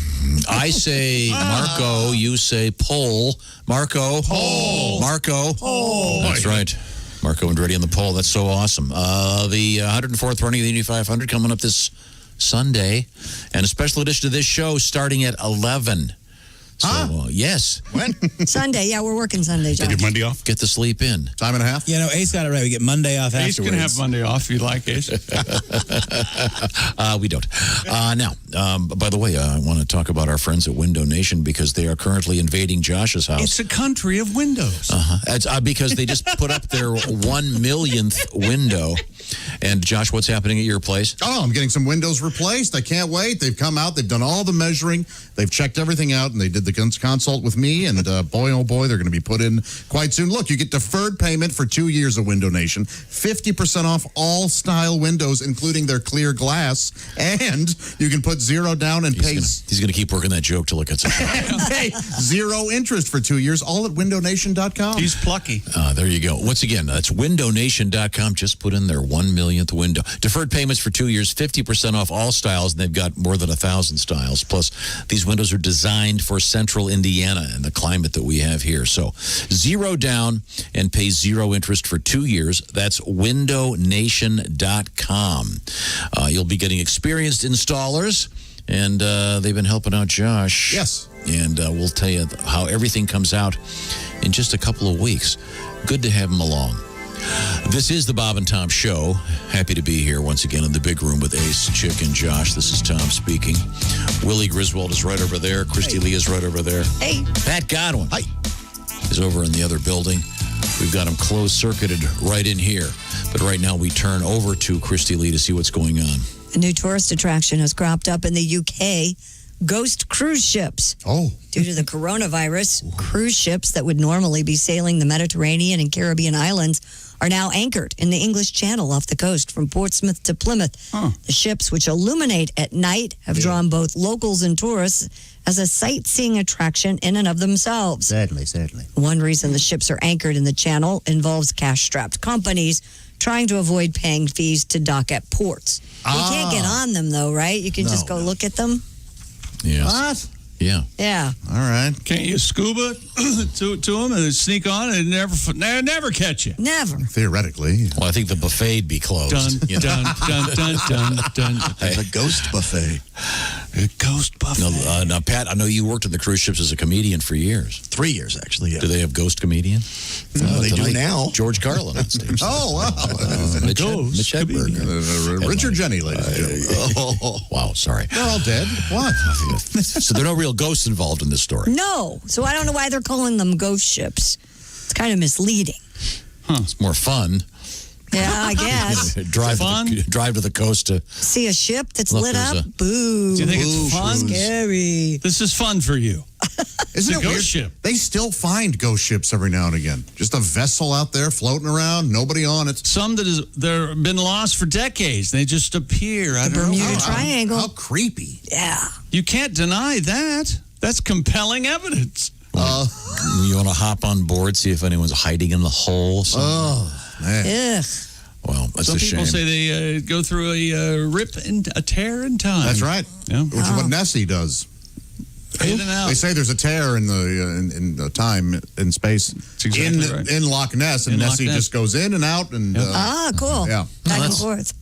Pretty interesting. Some rock solid thinking there. Sure, yeah. okay. Everything. Think outside the box, Tom. Everything Perhaps you'd right like there. to hear about the Time Machine Mausoleum at the Brompton Cemetery in London, England. You know, it's interesting. Yeah. Ignore the facts if you like. Yeah, I feel like John Feinstein came on. He's a really smart guy. We learned a lot of good facts from him. Right. And now Josh is teaching us facts about how Nessie goes through a time portal. Is that right, Josh? You never know. Is there proof that that's not what happened? No, that's what I'm saying. I'm saying that we're learning. Now, Josh, I think you were on the ships and looked kind of a ghost ship when you did your act. yeah. A lot of ghosts there, a lot of booing. Yeah, certainly, yeah. I See, because Poor ghost guy. boo. don't have to be on a ship for that to happen. Josh brought up Nessie. Did you see the big news about Godzilla? No. What? Yep, Godzilla. Christy. I'm just, Christy. you know what? There's going to be a museum that's opening in Japan. I'm not joking about this. And it'll actually have a theme park that'll let you zip line into the gaping mouth of Godzilla That was himself. mouth. Fun. Jesus. I mean, you come out the. You don't want to make him mad. Don't make him mad. Didn't they determine Godzilla was a lady? Wasn't that? I thought one of the movies that Godzilla they were fighting was a baby, and Mama was coming to get her baby. That's true. Okay. Yeah, I think one of them. Yeah. Yeah, it's only going to be open through the end of August. It's a temporary exhibit as part of a Japanese theme park. Can't well, make you never know. I want to do it. It might be so popular that they'll keep it around. I want to zip line into Godzilla's mouth. Oh, it's Don't you? scary. You should see it. It's really a scary photograph. You don't want to, Pat? Sounds scary. I couldn't zip line anywhere. Scared of heights. Are you? Oh, yeah. Oh. Is it on fire? Is his mouth? No, it's not on fire. That would be. Does Why would he- Godzilla breathe fire? I can't remember. I can't Hello. keep Yes, he does. Yes. Bob and Tom Show. Hello. There's no way. Huh? Hello. Is this the Honorable Bob and Tom Show? I see there. Yes, who's this? Things have changed a little bit. Hello. This is Hudishi Iriato. Oh, hello. I'm calling because I'm a big fan of your show. Oh, great. And also of movies, cinema, that sort of thing. Sure. Yeah. Sure. Yeah. I was born in Japan. Oh, really? You're no discernible accent, sir. If you speak English very well, it's very tough. Yeah. I know. Oh, well, thank you, as do you, sir. Well, I was born here. It's kind of comes natural. Right. My Japanese is very limited to sashimi and other salmon orders at sushi bars. Your pronunciation is impeccable. Oh, well, isn't that nice, too? Well, I only pronounced the one. I wasn't going to tell you my regular order. It's too controversial. Now, sir, did you? I would imagine you went to school here in the States. Actually, yes, I attended school in San Francisco. Oh, okay, yeah. I was born there. I see. Now, this is an interesting reference because, of course, Raymond Burr, the American actor, starred in the famous version of one of the great horror movies of all time, the original Godzilla. Well, the American part they cut Raymond Burr into. Yes. Yeah. Right. I beg you to hold on one moment. Could you just repeat that? I was saying, a chick was pointing out that when they made the movie at first, it was made just for Japanese audiences, and then they dubbed it into English, and they brought in a distinguished actor who had later become very famous as Perry Mason. They brought in Raymond Burr for the original production of Godzilla. Excuse me, of what? Of Godzilla. Godzilla? The giant. That's what you were talking about? Yes. Godzilla. Yes. Godzilla.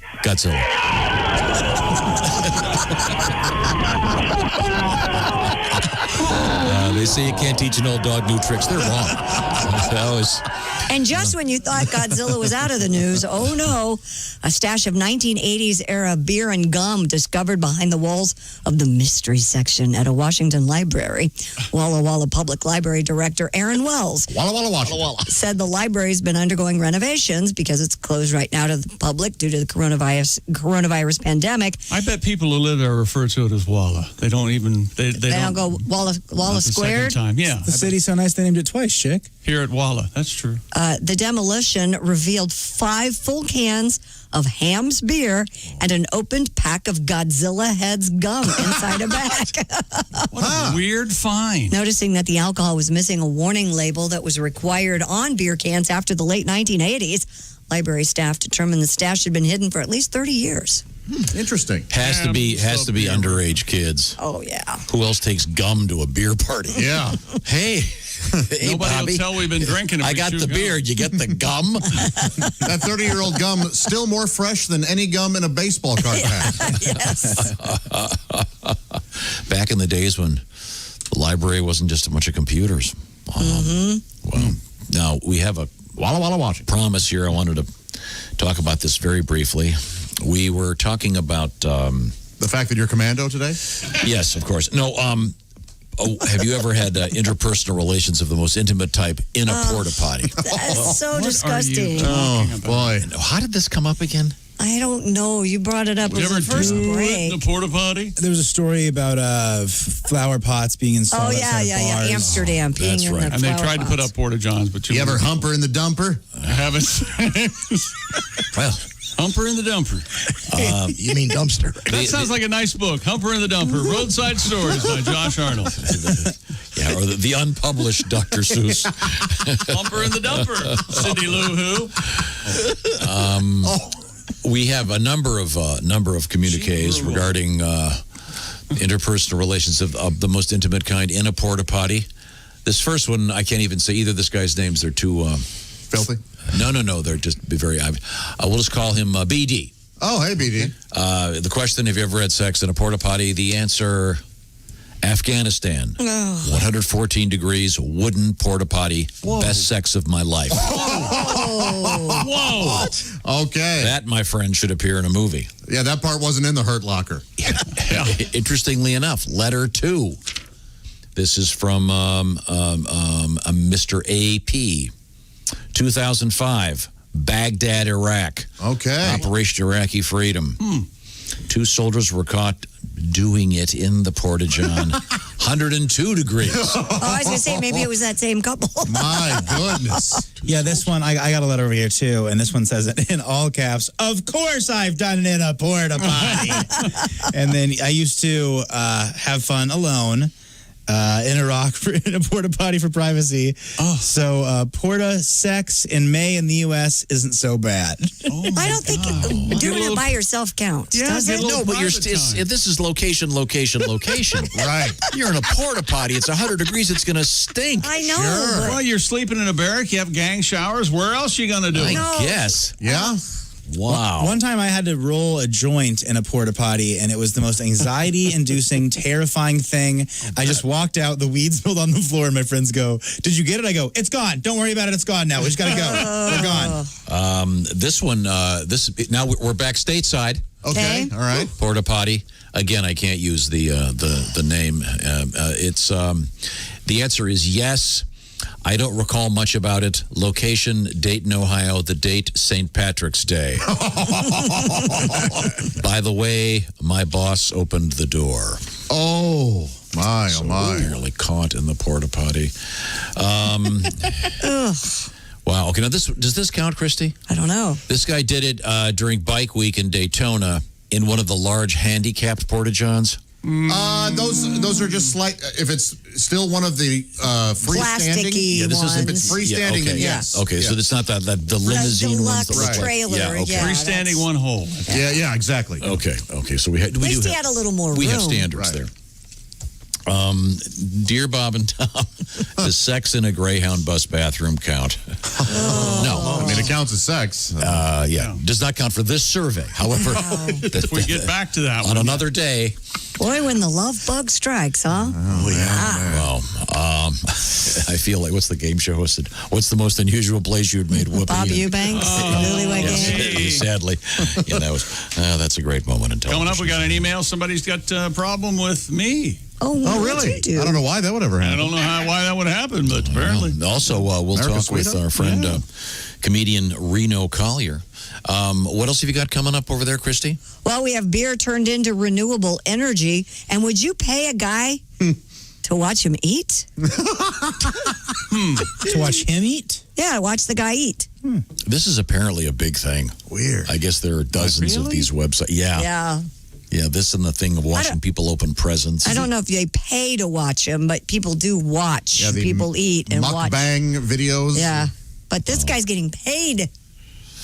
Okay, How about that? We'll find out about that, and we'll talk to Reno right now. I want to remind you that our friends at Napa have something great going on right now. Of course, all kinds of deals, including quality oil deals that can save you huge money, like a 5-quart jug of Napa full synthetic premium motor oil for just $16.49. These are some impressive VIP savings, but don't let it get to your head because these oil deals are available for everybody.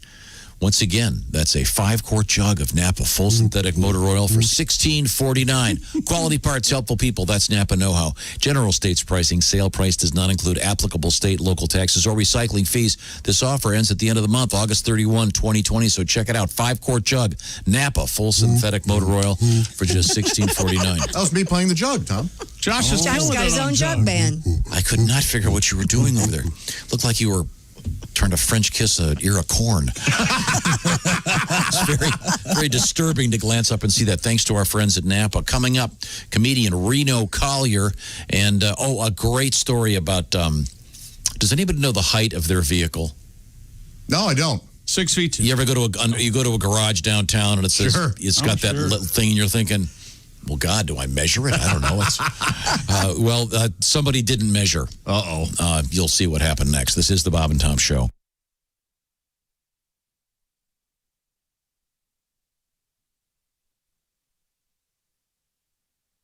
Hey, folks.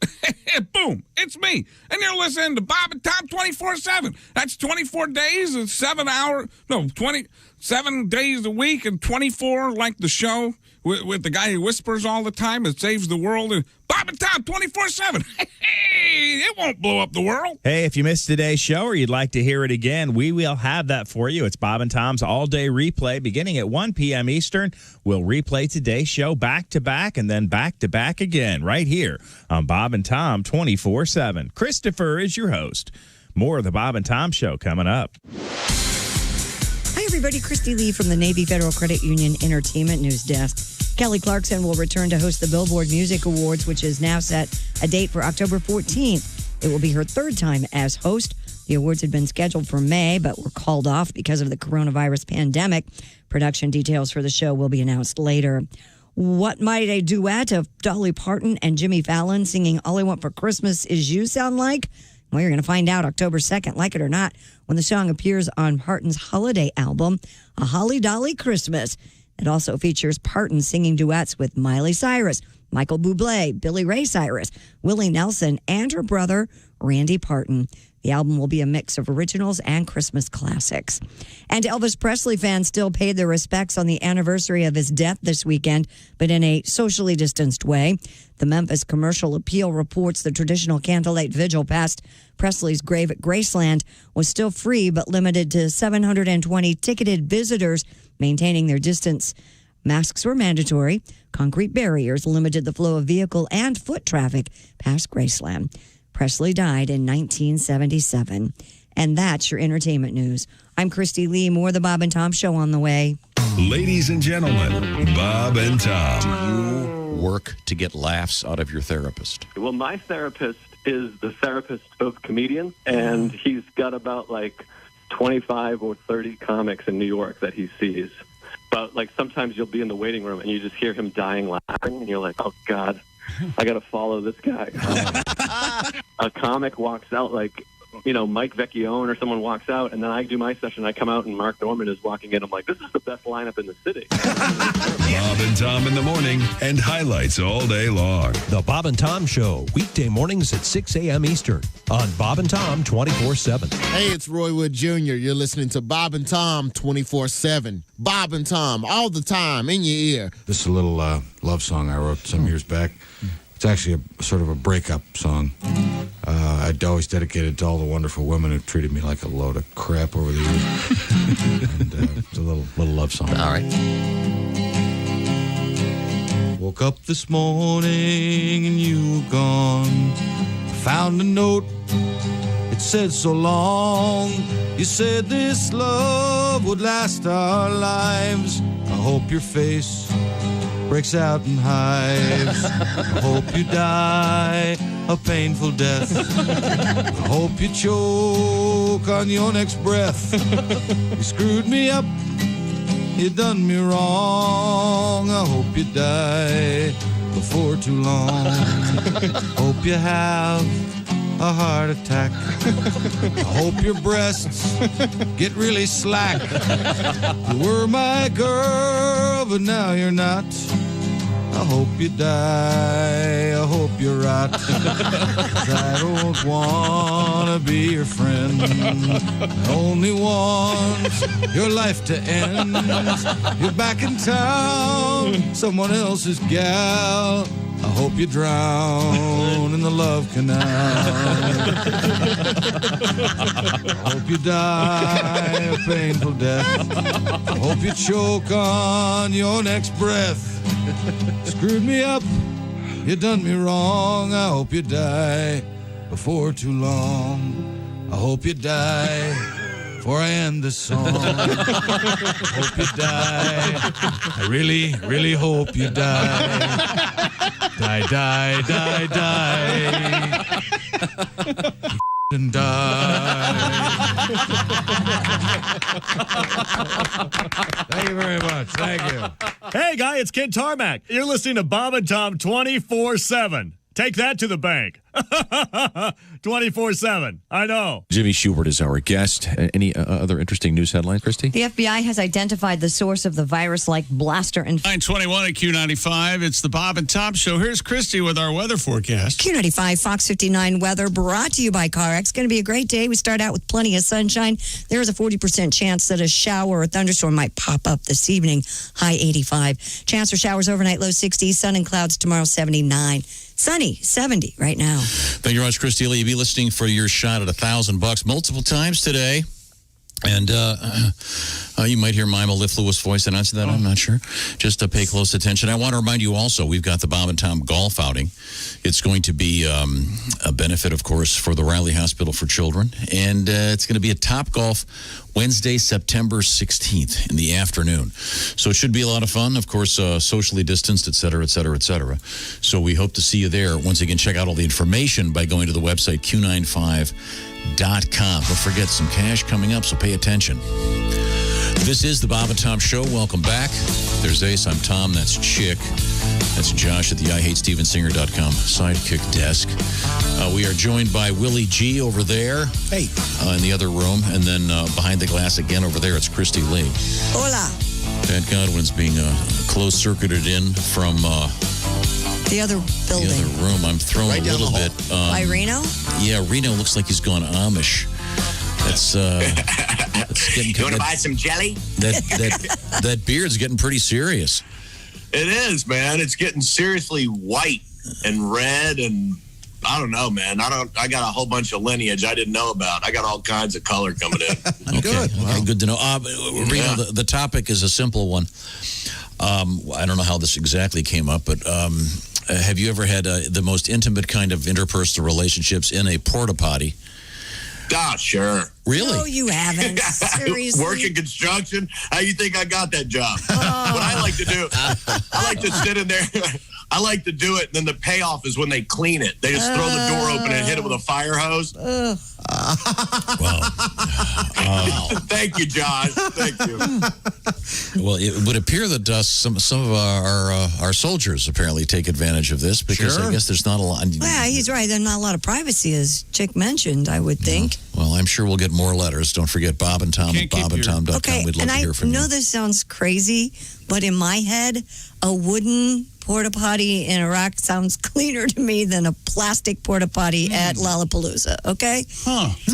They're not. When I remember, if you ever get to see these videos, like doing USO tours and stuff, guys would show us videos. These guys somebody would be in the porta potty and somebody would take off running from like 100 yards away and just flying burrito into the thing, knock it over. It goes sideways, and then the guy gets out and he's blue and got all kinds of stuff on him. Like, I guess when you're over there, I would only go for like 2 weeks at a time, but if you're there for a year, you get real creative on how to mess with your buddies. You know what I mean? Yeah. Wow. Yikes. No, that would be pretty awful. That's a buddy, all right. That's beyond a prank, yeah. What was the one where the guy, they had a crane and they picked the guy up? One of the police, did they do that in one of the Police Academy movies? Is that what that's Police from? Academy, Yeah. Oh, yeah. The guy's in a porta potty and they crane him away. Yeah. That'd be rough. If they do a sequel, then they should have two people in there, and they come out of that thing. So what else is going on with your life, Reno? You're back on the road? I am, yeah. I was at the Stardome in Birmingham last weekend, and it was awesome. Great. It was, everybody was social distanced. It's like you wear the mask into your table. take it off. You got to pee, throw it on. It was really no big deal for everybody. Good. And the people were as excited to be out as I was. Like they were ready to have fun, and it was a blast. And then a week after next, I go to Kansas City, and then I'm going to Toledo to see the poster of Josh hanging up in front of the club. Yes, yeah. Visit the reflecting pool. Yeah. The eternal flame is there, I think.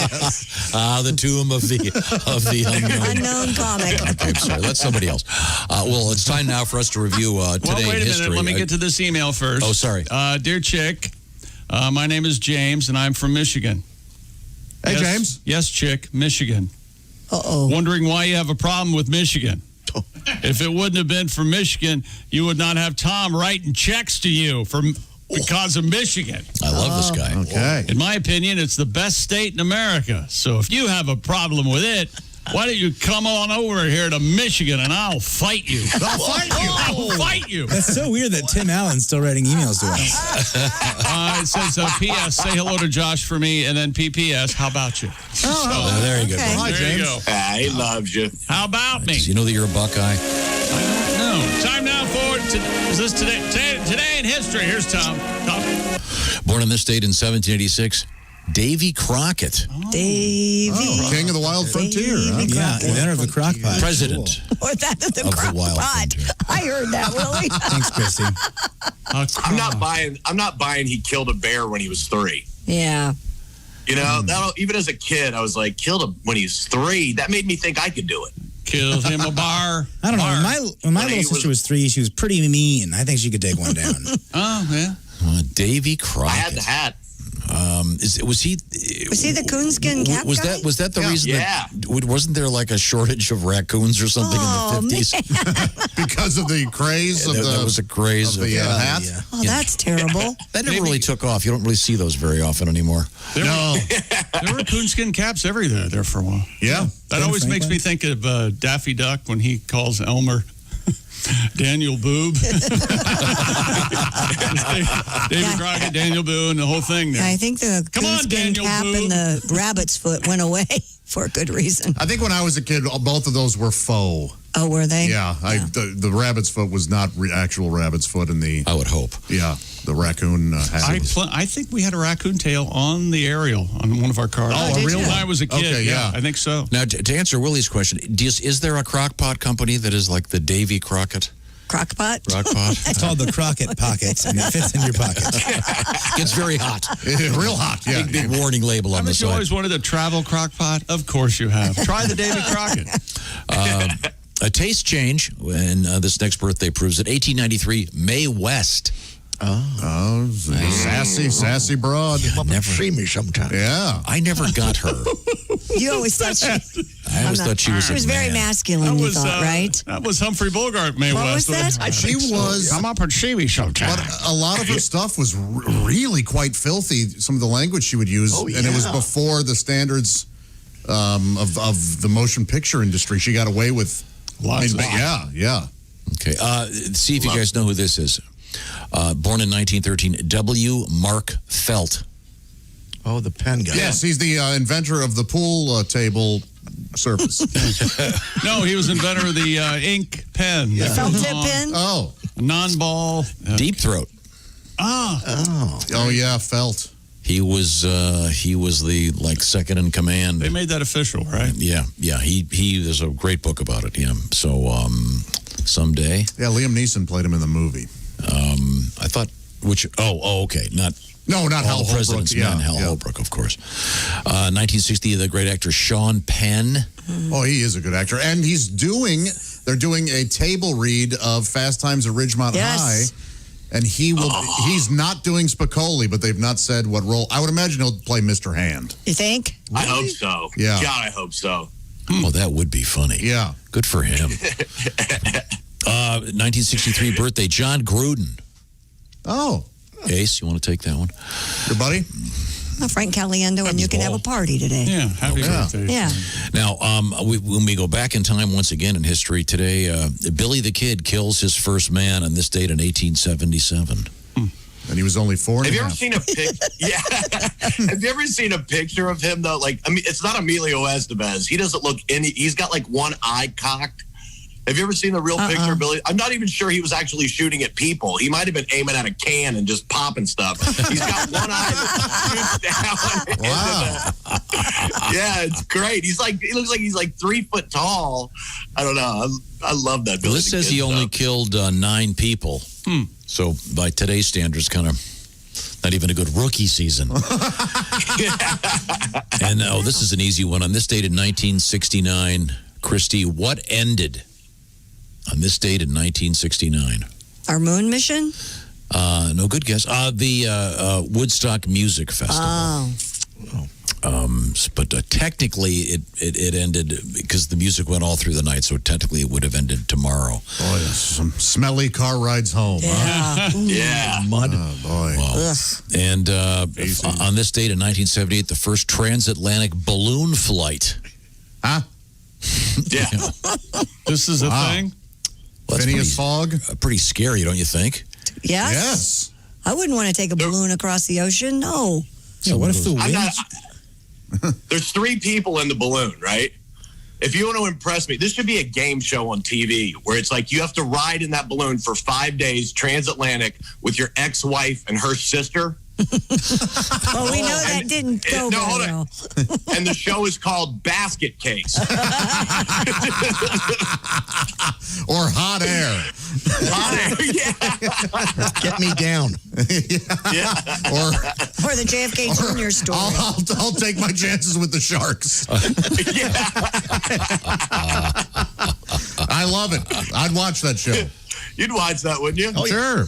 Well, now we had a news story this morning about these. They're calling them ghost ships, but they're actually just cruise lines that are sort of parked Yeah, they're just sitting out there. off the coast of channel. England because it's too expensive to go into port and sit there and pay the fees. But I received this fun fact. The U.S. Navy has what they call a ghost ship protocol. If an abandoned ship drifts too close to U.S. shores, they use it as a target and sink it. Oh, no kidding. Really? That's interesting. Don't they check it first to I don't make know. sure there's no one there? What if there's one janitor on there cleaning the place up? Torpedo? What the hell? We got one mob. Can't find Two the hands, people. Not sure if that's There's true. there's a ventriloquist just sitting on there with a, did you hear that? Well, I hope they can get the ships back out there sometime in the next year. Actually, we do have a story out of Italy this morning. The first cruise line of the Mediterranean went out yesterday. Really? Out of Genoa, Italy. Yes, 70% capacity. Oh, where the salami comes from. I love Exactly. their salami. Yeah. Oh. Oh, so that's a thing? Oh, well, good. Yep, Good. that's Does a it say who thing. the comedians are? Doesn't say who the comedians are. No. You know, there's some. Oh, God. It was an Italian Peachy cruise guy line. in Reno. Reno, have you ever done the ships? Oh, yeah. I absolutely have. I actually had a show idea for that. It was, I went from touring with the blue collar guys to the cruise ships, and I was going to call the TV show Sunk. Not the blue hair comedy tour. It was, you know what? There's great comics out there on those cruise ships. Yeah, it's They're not the fantastic. It's not exactly like it used to be. No, it's not the pariah You that make it it once what you make was. it, yeah. You're right. Yeah. It isn't. It isn't. It's. Yeah, I've never done them. A which- lot of friends of this show have done that. So Yeah. Now, Christy, do you have the story about the incredibly expensive bridge repair? Yes.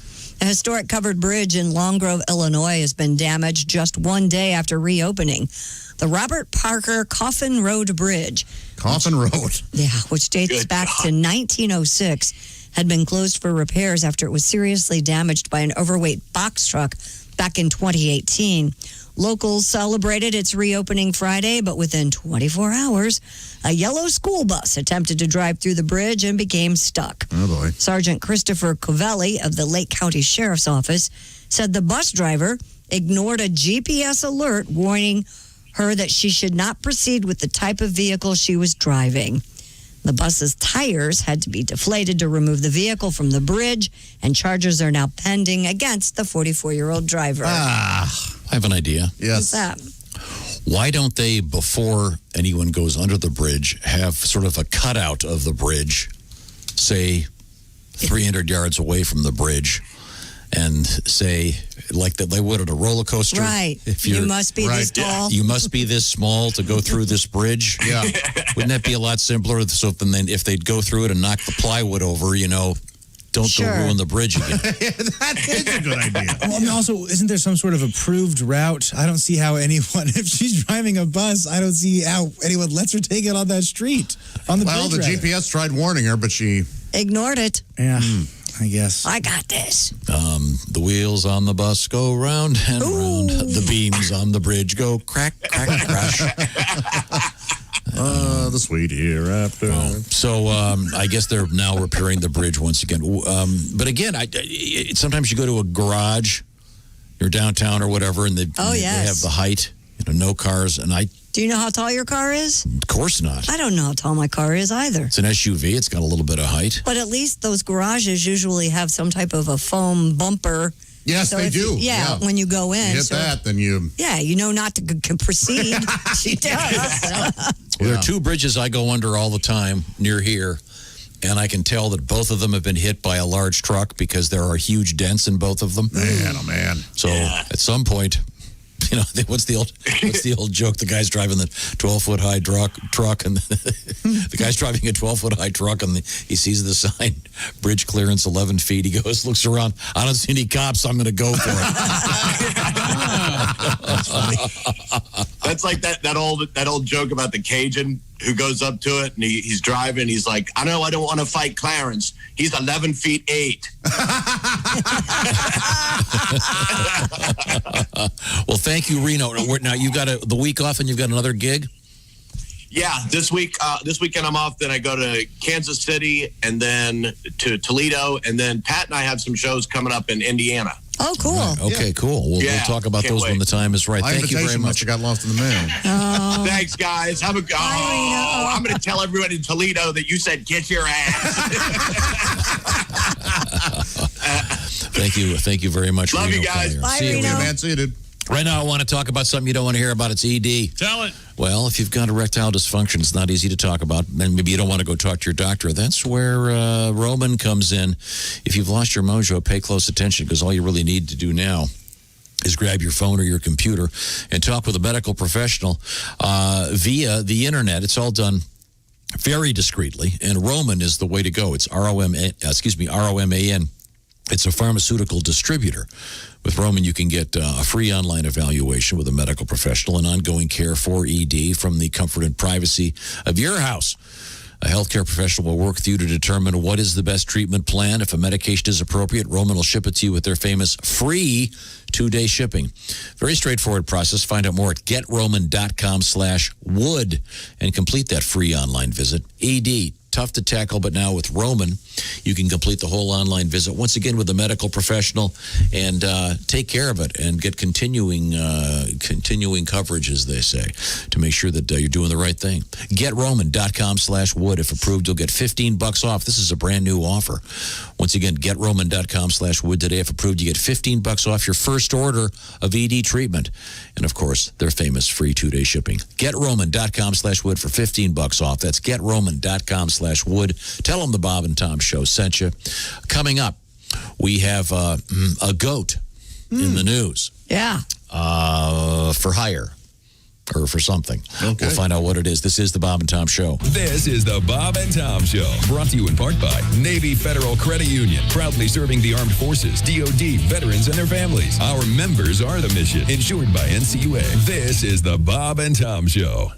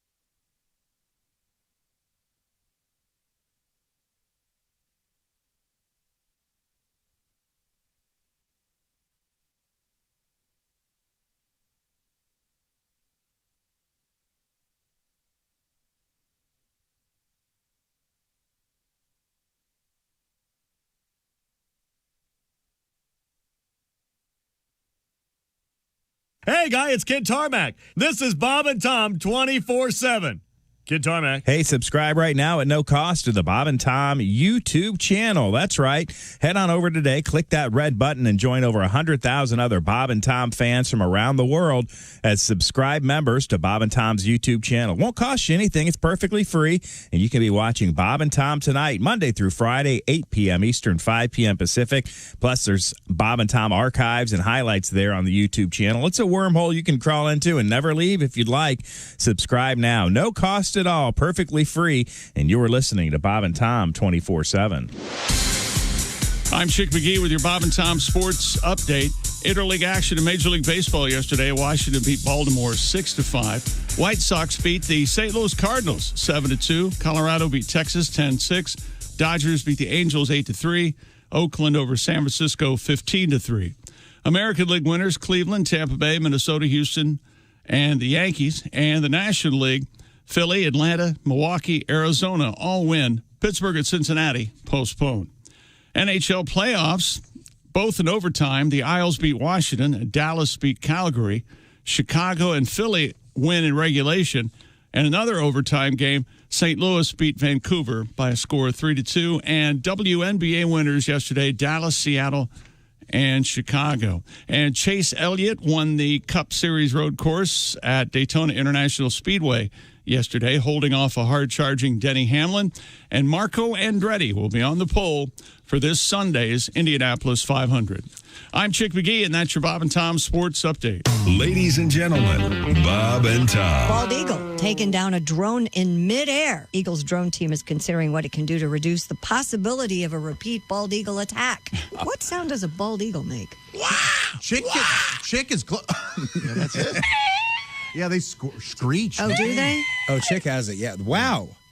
Willie, I'd like to hear yours again. If we... I think that's David Lee Roth. Might as well. Bob and Tom in the morning and highlights all day long. The Bob and Tom Show, weekday mornings at 6 a.m. Eastern on Bob and Tom 24/7. Hello, this is comedian John Evans, and you're listening to Bob and Tom 24/7. We're joined in the studio by comedian Kevin Pollak. You're asked this all the time, but I have to ask. When you're on the set with Jack Nicholson in on a wonderful movie, A Few Good Men, at what point do you break the ice with him, or does he? How does that work? Had you ever met him before? Were you? No, I hadn't met him before, and I was surprised by his demeanor. I just expected, in order to represent cool for the last 4 decades, that you'd have to be a little aloof, you know, people talking about you rather than to you. But he was the most approachable, gregarious screwball I've ever seen on a set. He looked stoned every day. And I'm not saying he was, but he was happy all the time. Especially right after coming out from his trailer.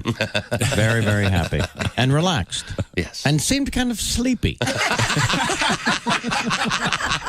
But who are we to judge? That's right. Yeah. Sort of like Satchmo. Kind of a Louis Armstrong thing. But he, no, he was really funny all the time. And I tell the story in my stand-up act about how my mom came to visit the set and ended up hitting on Jack Nicholson during shooting the courtroom stuff. And he saw me squirming at the legal table there in the courtroom as I'm watching this. And then that became fuel for his fire, you know. And he came over to where I was sitting and said, "Hey, Kev, how's it going? Listen, I was wondering if you could do me a favor." Yes. I was hoping you might be able to get your mom off my butt. I'll bet he didn't say butt. No, he didn't. She's hitting on me. What the hell is that? What am I supposed to do? Take your mom back to my trailer? Is that what you want? Hi, man, this is Donnie Baker. You're listening to Bob and Tom 24/7 from Donnie Baker and the Pork Pistols. She gave a sign for the bedroom, and I knew it was gonna be my night, all right. And then I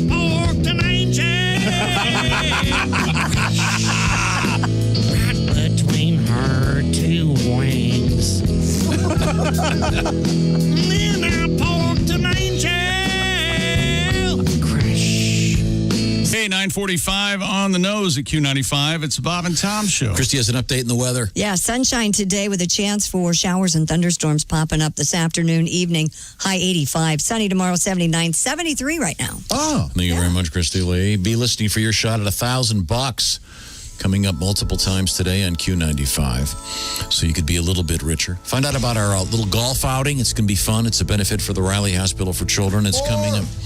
Thank you very much, John. Coming up at Top Golf in Fishers, Wednesday, September 16th. Be part of it. Help out the Riley Hospital. Welcome back to the Bob and Tom Show. In the big room, Ace, Chick, Josh, I'm Tom. In the little rooms, we have Mr. Godwin being imported via closed circuit TV. I see him over there. Yes, Willie G over there. He's being smuggled in. That's right. Willie G over there, and then there's Christy Lee over there. Hi. It's good to see you again, Christy. Good to be here, Tommy. Now, we were talking about this interesting news story in which a bridge had just been rebuilt because it had been rammed into by a truck. A bus, right? A covered bridge, and then though they rebuilt it, then a bus ran into it. Oh, I'm sorry, yeah. I guess over the weekend. I love those covered bridges. I'm kind of a nerd when it comes to They're beautiful. But they are. Again, my suggestion is maybe have like a template of the bridge opening before you get to the bridge, so if your vehicle is too big, you don't ruin the bridge. That's a good idea. A fine idea. Yeah, something. I got this letter here from Gary. He writes, so we have a low overpass railroad bridge in Davenport. Gary writes with his guitar. We call it the truck eating bridge. Yeah.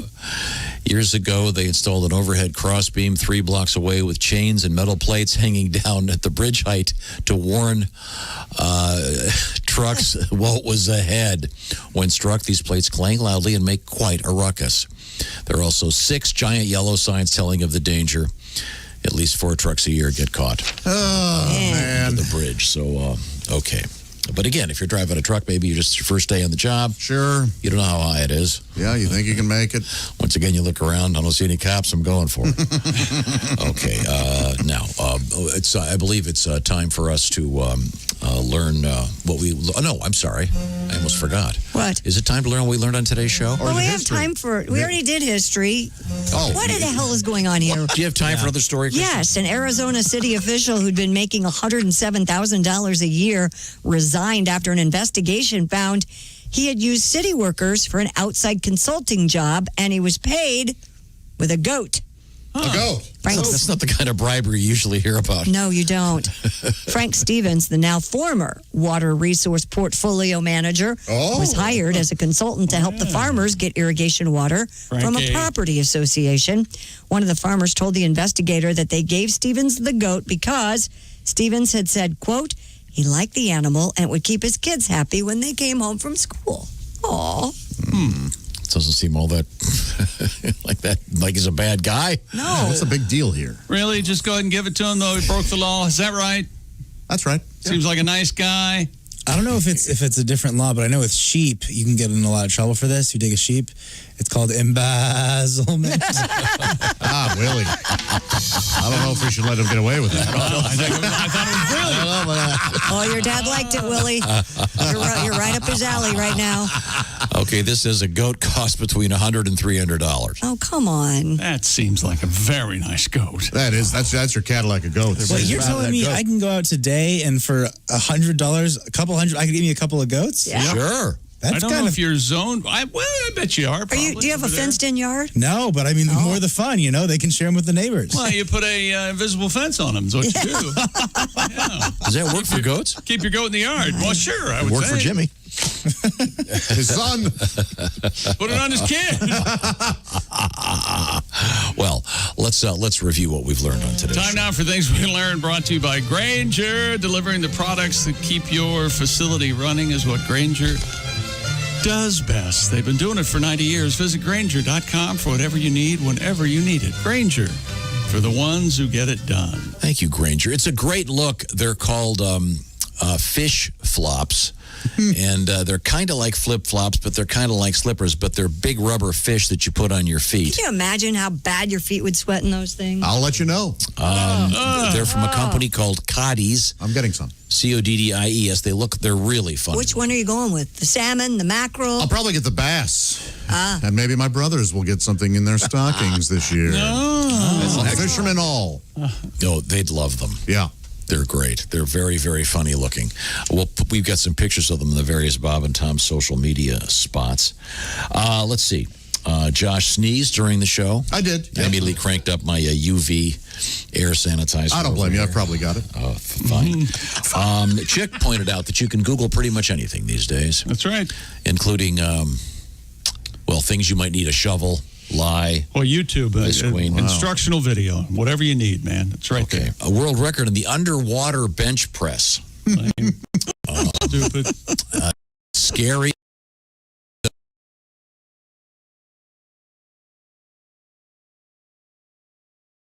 Yeah. And the scary part is if he drops that barbell on his neck. Yeah. It's hard to get off. Well, he should have drowned then. But he has the most reps. Where was this done? It was like somewhere where somewhere in Belarus. It was in Russia somewhere. Russia, okay. Water temperature 37 degrees. Yeah, the water did not look inviting. It looked green. Put my balls in ice water. It's how I stay vodka warm. Let's see. Josh is very fond of his new gift. How do you pronounce it? The Flabongo. The Flabongo. Yes. And it will fit a 40-ounce, I've been told, by the Flabongo people. And so this is a beer bong that looks like a plastic flamingo, made out of a plastic flamingo. Uh-huh. Mm-hmm. And are we going to try this on the air? Sure, I'd be happy to, yeah. And I'll be honest, it's been a good 10 years since I've bonged a beer. But I'll do it, yeah. We'll have it's like riding a bike, Josh. That's what I would think. There you go. It's like riding a bike. After you do it, you're going to puke. Yes.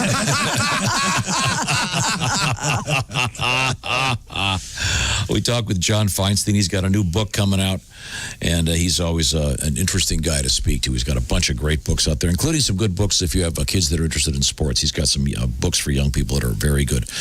A fire tornado is a thing. Boy. Super scary. Of course All it these is. terrible fires, but 2020 we're talking about. yeah, in the year 2020, just what we need. And then if you've had the most intimate kind of human relations in a porta potty, please tell us your story. We'll keep it anonymous. Bob and Tom at bobandtom.com. This is the Bob and Tom Show. Got something to say? Send us an email. bobandtom at bobandtom.com. This is the Bob and Tom Show.